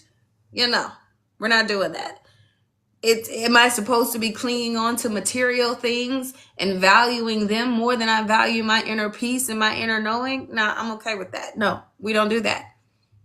We're here to become what God, the divine source, spirit, intended for us to be in these bodies right now. And when I go back to management, I put in a good word for you. You gonna snatch some headphones off again? Like, you know what? I'm gonna boost some of y'all up so you don't have to keep coming back. Hey, you know what? Yes. Let me see. We're at 7:14. I got to get going. I got about 15 minutes.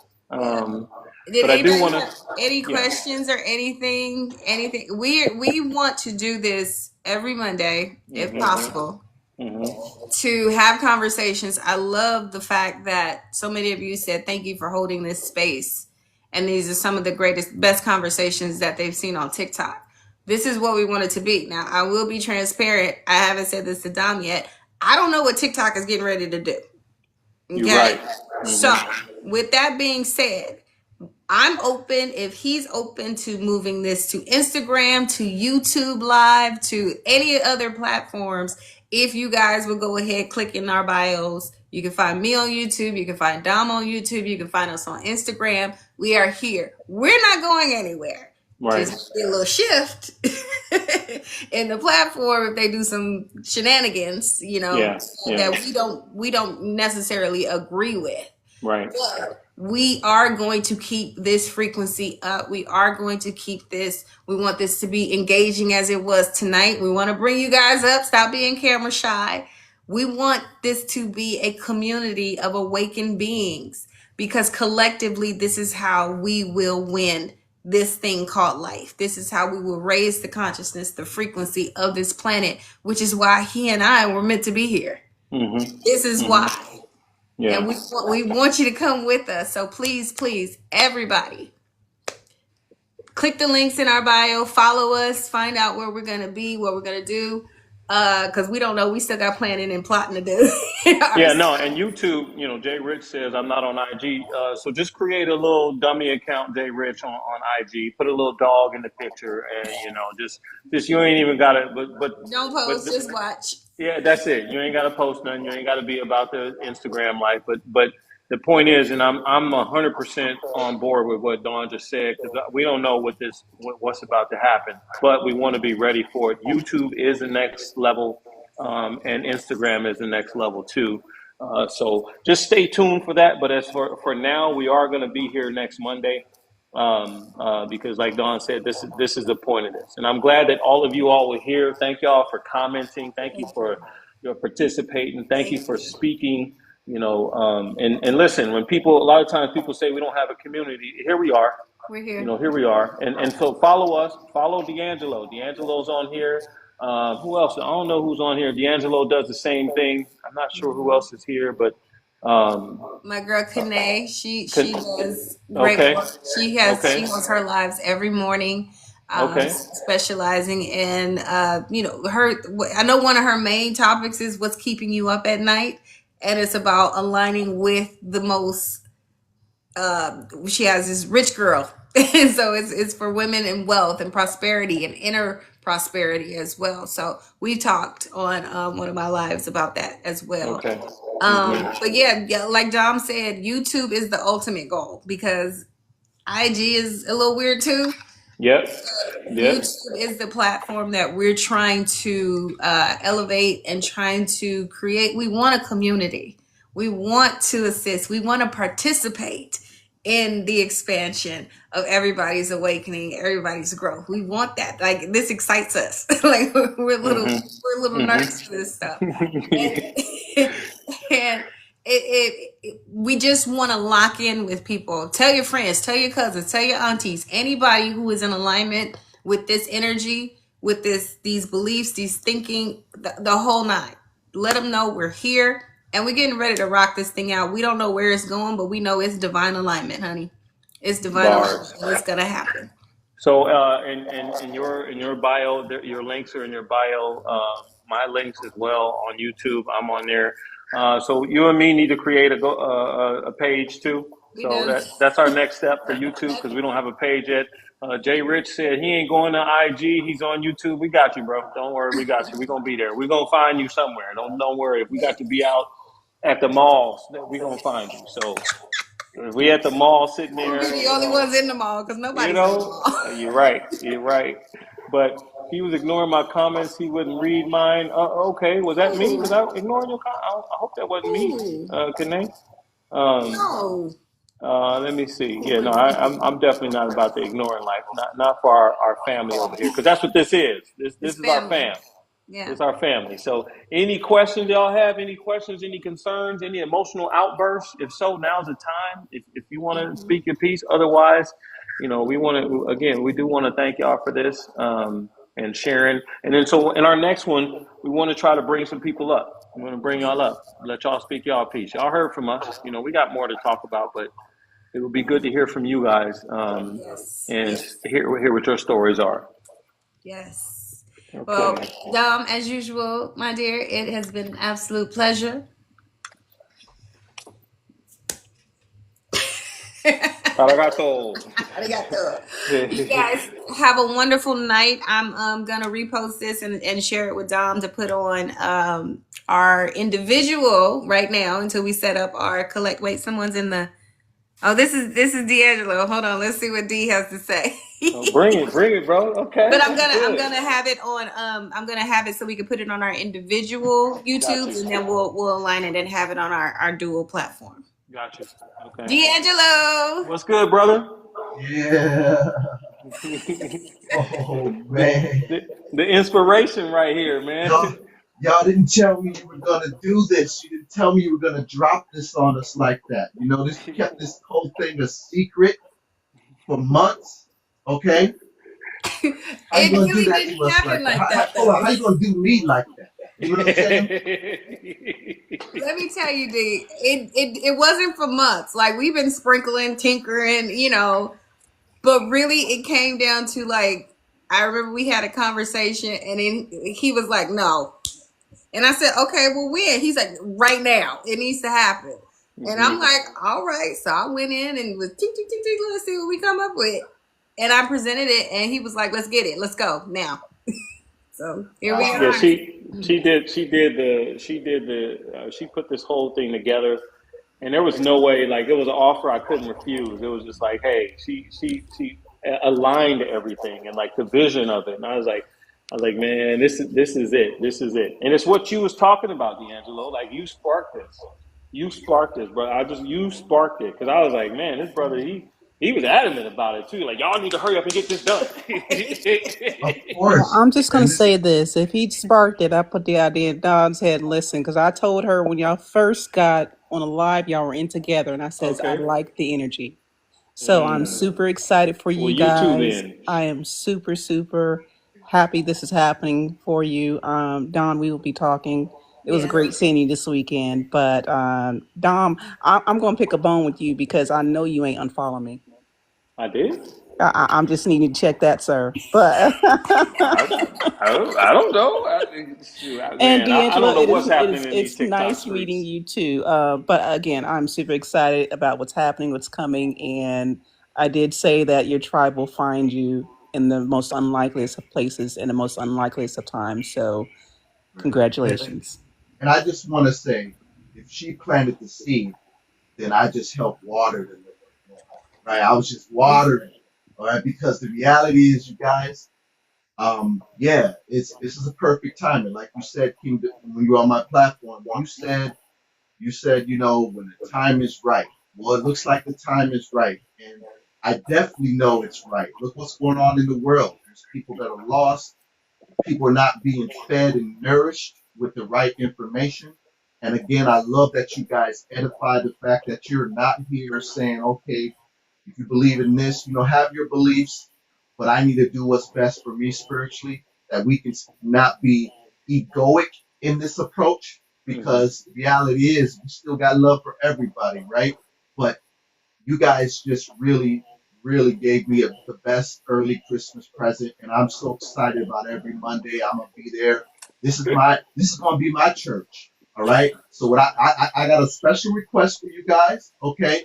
There's the things that we need to know. There might be people in this room that already have some of the knowledge you have, but people like me that are still, in the early stages of awakening. My only request is to let's get some formal teaching going so we can learn about ego death and all the different terms and stuff.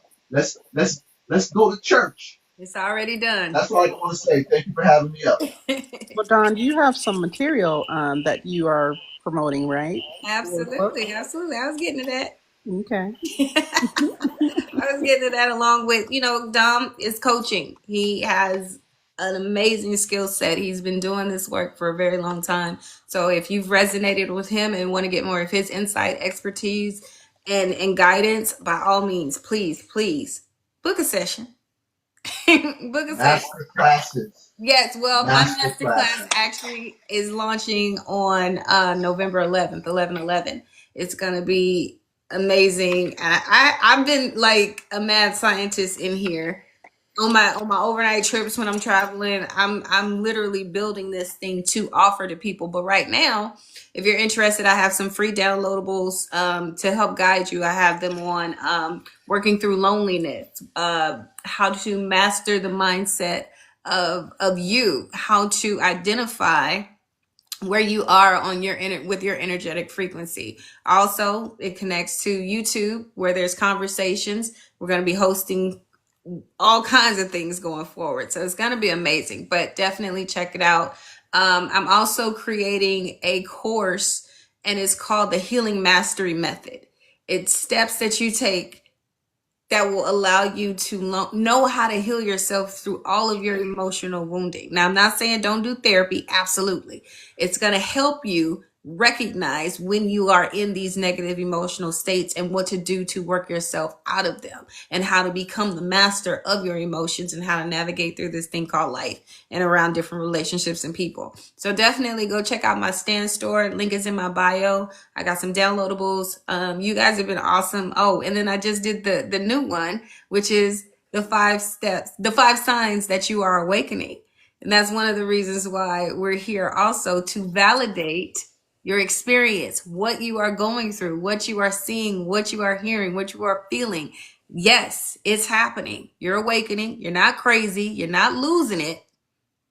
You're waking up to you. And these are different signs and what you can do to assist yourself along the journey. Real simple, but And you we need can it. go over that or through some of those to D'Angelo's points, because D'Angelo would, and I hear the ask. The ask is, "Hey, can you explain this stuff to us? Can you show us what this stuff is?" And I hear that.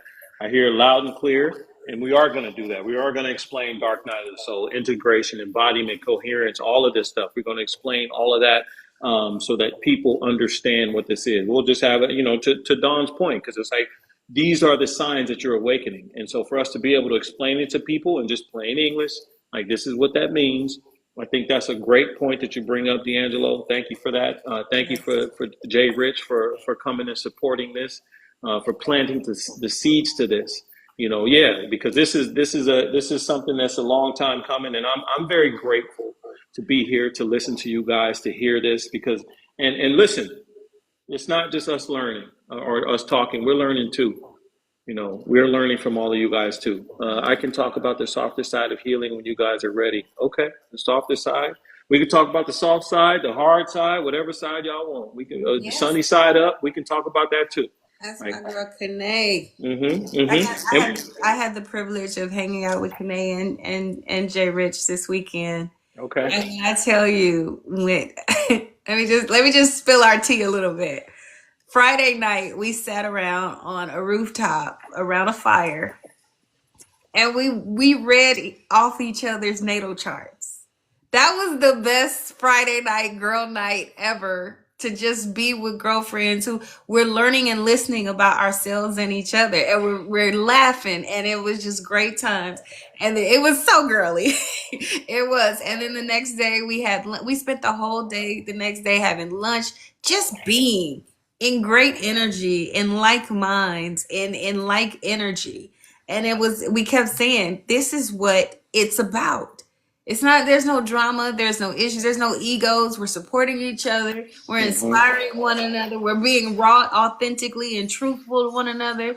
Because Kanae told me something, I was like, I was like, no, you're right. I do that. Yep. And Some it was growth. just beautiful. It was beautiful. Which, I think that we should talk about that too, in some of these upcoming, like the power of connecting with a tribe, and then what that does for you. Mhm. Um, because that's something that's different. We're connected on here, but I do see at some point in time we're gonna be at some type of conference somewhere. All right, D'Angelo, you ready, bro? I know Yes. you ready. I already know you ready. I mentioned that to you too, and you said, let's get it. Yeah, I listen. We are here to create. Every last one of us are creators. You are a Yes. creator. Every last one of us. It's Jay So, happening. Rich just said a cruise. She's speaking my language. Hello, okay. D'Angelo. She's See, speaking see. my language. What did I tell you when I joined with a company? I said this is Yep. for this. It's all There we unfolding. go. Hey, It's, I'm supporting. You know I'm here. Let's he's, go. he's Let's the go. cruise I see a specialist. retreat. I see a retreat with you guys teaching, and then we party in the evening. Okay? The DJ? Are you the DJ? Are you the DJ? I know you the DJ.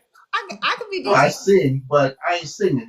I could be DJ. This travel agent stuff, man. This travel Okay. agent stuff. All right. Now All we right. connect with our children, yeah. And at some point, down the line we have our children with us as well, because they need to be exposed to this as well, because we want them to be greater at this age than we are now.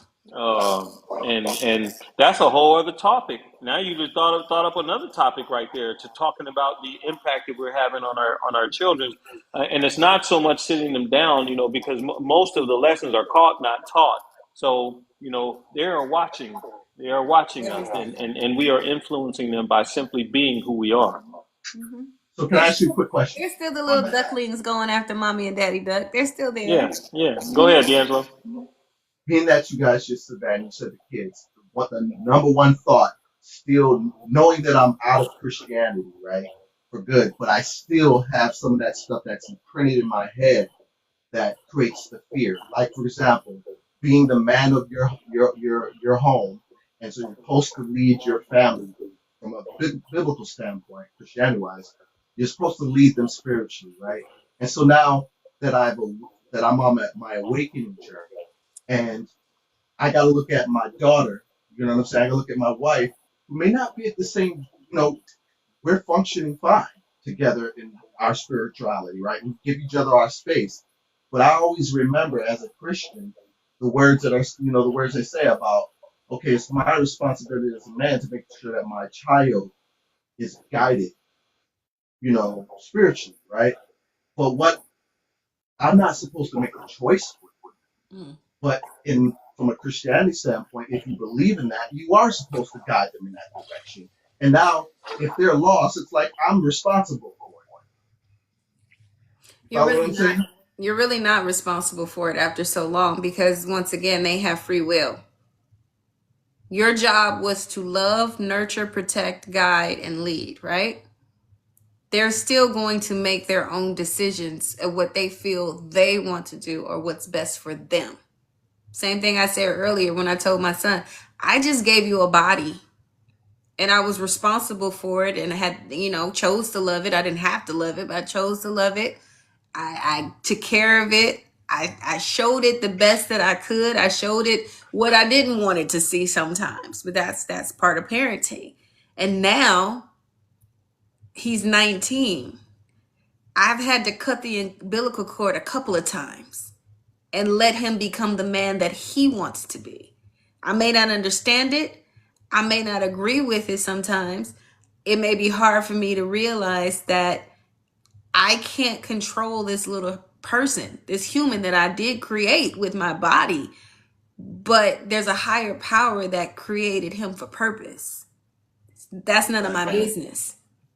It's here. I'm here to support, love him even more, and let him know he's got this, no matter what. So No matter the what life awakening experience is an individual experience. it is. He may not awaken. I don't know if my son is gonna awaken in the ways that I have. When we have conversations, I know he's very much awakened, but I don't know if he's gonna have a spiritual awakening.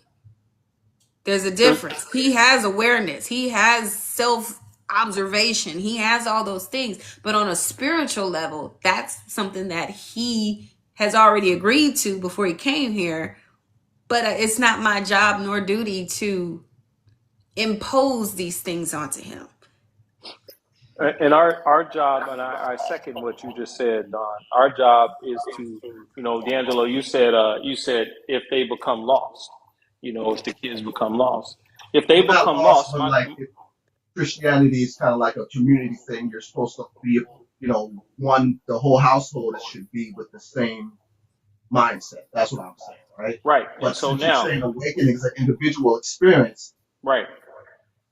go But ahead. and so when you're speaking about that, and I understand what you're saying because especially as the man, the male, the head, they teach you you're supposed to be that. But that mentality, the more you grow, is going to dissipate. And your job is simply to love them wherever they are. So wherever my children are, my job is to show them how that I love them, and my love is not dependent upon you doing what I want you to do, especially as an adult. When you grown and you make your own decisions, I become an advisor at that point. And I'm an advisor, so I'm your advisor. I'm just like, hey, listen, this is how I would do it, but I respect what your process, what you're doing. So my experience with them is to make sure that they experience love and guidance from me. But now the guidance can't be me, forcing this upon them. They will choose this based on the energy that I embody. They're going to say, hey, my dad is this energy. What did he do? What was he doing? And then they will choose whatever they want based on that. What I don't want them to choose is based on me forcing it to them. And the ideology, what you're talking about, is powerful. And it's someone that's, like you said you're new to this walk. It's natural for you to still have some of both. Don't beat yourself up about that. But you just have to be able to recognize where that's coming from. It's like, because now it's like, well, hey, I'm less of a man, I'm less of a father because I'm not leading. No, you're not. You're actually more of a father. You're more of a father because you're releasing in love. You're allowing them to love, and then you are embodying. You're just being who you need to be. If something happens to them, you don't respond the way you don't respond in a way of the world. You respond from your spiritual place of love. The love that you are embodying, it supersedes religion, it supersedes conditioning, it supersedes patriarchy, it supersedes all of that. And listen, your kids will recognize it. They'll recognize it. And then, like Don said, it doesn't mean that they're going to follow. I don't even have a mandate that they follow. My mandate is just to love them, Mm-hmm. period. Like, you don't have to be what I be if you want to be a Christian, because my sons, their mom is a Christian, so she in that world, they in that world, and okay, well, one of them is in that world, and I'm like, I love him no less. I don't care. I don't care. But the mentality that Christianity puts in you, that you have to be the head. Listen, it's not so much about being the head; it's about being present, being in love. That's what it is. Don't worry about being the head. Just be in love. Just be present in love. And I mean, if you want to look at it, well, that's even more than being the head. I'm just present. I'm love. I'm whatever you need for me to be in that moment. That's what I'm gonna be for you. That's what I'm gonna be for you. But it does. But I'm not. I don't need to judge you. Yeah. But it sounds like the last part I'll say in Landis is that this is a struggle between you and the new version and the old version. That's what I see. It's normal. Don't worry about it. Keep going, and recognize when that is creeping in, because that's a fear-based mentality. Mhm. It's fear-based. So And I'm gonna just leave it like there. Kene just said, D'Angelo, you are being the head. You are Yeah, the she did head that. by asking that question, Bars. because you're asking so that there can be progress, so there could be elevation. It's not about, oh, you're not sitting there trying to judge him and things like that. You know, I don't care what my son decides for himself as long as he chooses a life of just being a good person. Just be a good person, because that right there is your imprint in the world. Everybody doesn't choose to just be a good person. And I've already got the confidence. He is a good person. There's nothing that can change him or shift him into becoming a detriment to other people. He doesn't have that heart. I don't care if he awakens to his divine, it may not be for him, but he has self-awareness. He knows what he wants. He knows where he's going. Great. Hmm. And like Dom said, I say it all the time, I'm no longer mommy, I'm advisor. I'm his mother, yes, but he only calls when he needs me. And I know if I see he shows up on my phone, he needs something. He just needs a word. Or he just maybe say, hey mom, you want to hang out? Okay, cool. And I don't say no, because he doesn't ask for much. He doesn't ask for much. But when he does, I show up, and I'm like he said, present. There's no phones, there's no distractions. I'm involved with you because this is our relationship. You ask me for my advice, I'll give you what I got. It's okay if you don't take it.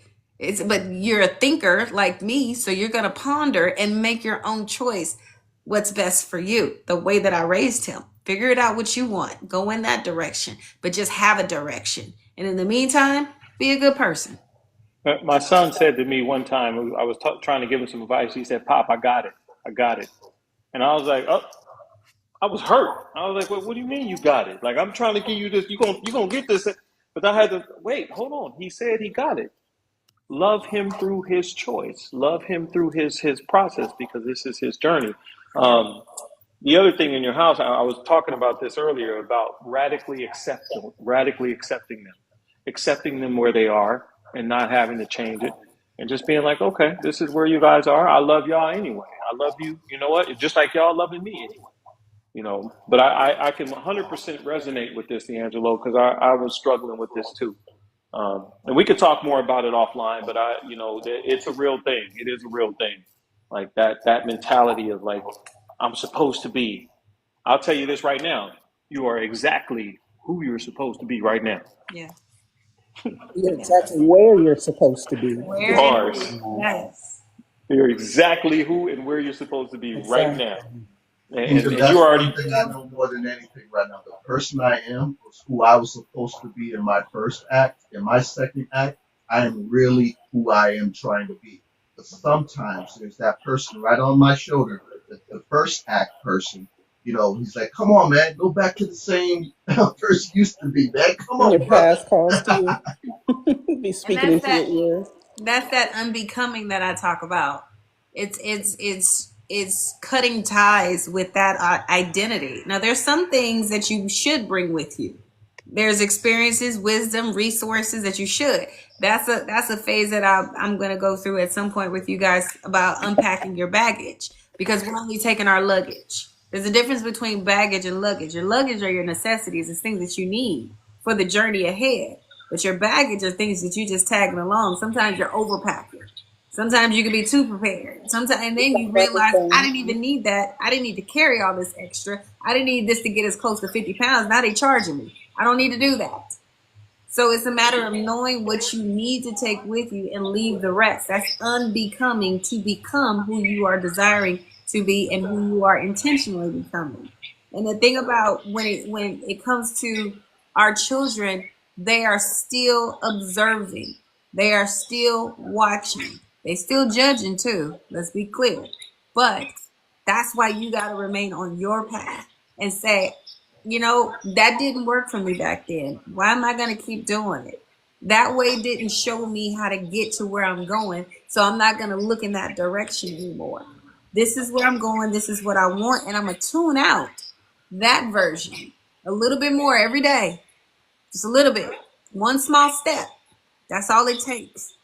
And you'll get closer and closer to where you desire to be, because who you desire to be is who you're supposed to be. And who you're supposed to be right now is who you are.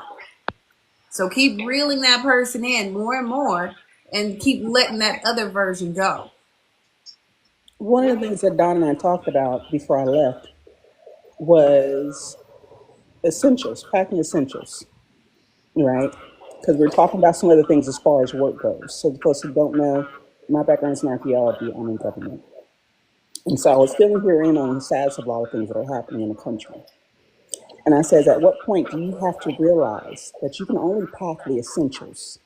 You don't need all the extra stuff, all the extra, perfumes and the makeups and the shoes and everything else like that. I said, think about, they tell you when you're out there in the wilderness surviving, you need your essentials: a good pair of jeans, some good walking or hiking shoes, a couple of t-shirts, your tools to clean your water, those types of things. That's what you need to survive. I said, the goal here is to survive so that you can go into the next phase of things. All the other things will fall away. All the material things will fall away. All the earthly things that you're holding on to, those things will fall away. Those aren't essential. Focus on what's important. What And you I land need. my plane there. What you need. Needs and wants are different. Needs and wants are different. Because what you need. Well, here's a whole other conversation now another topic. I know. It's going to keep going on and on. That's It's why we'll be another back topic. next week. 100%. Love you guys all to life. We'll be back next week. Once again, follow us. Reach out to us if you need. If you know somebody who needs, share our information. We're here to serve. We're here to be with you and grow with you. We love y'all. Hey, love y'all. Blessings on all of y'all. Thank y'all for being here. We'll see y'all next week. Be well.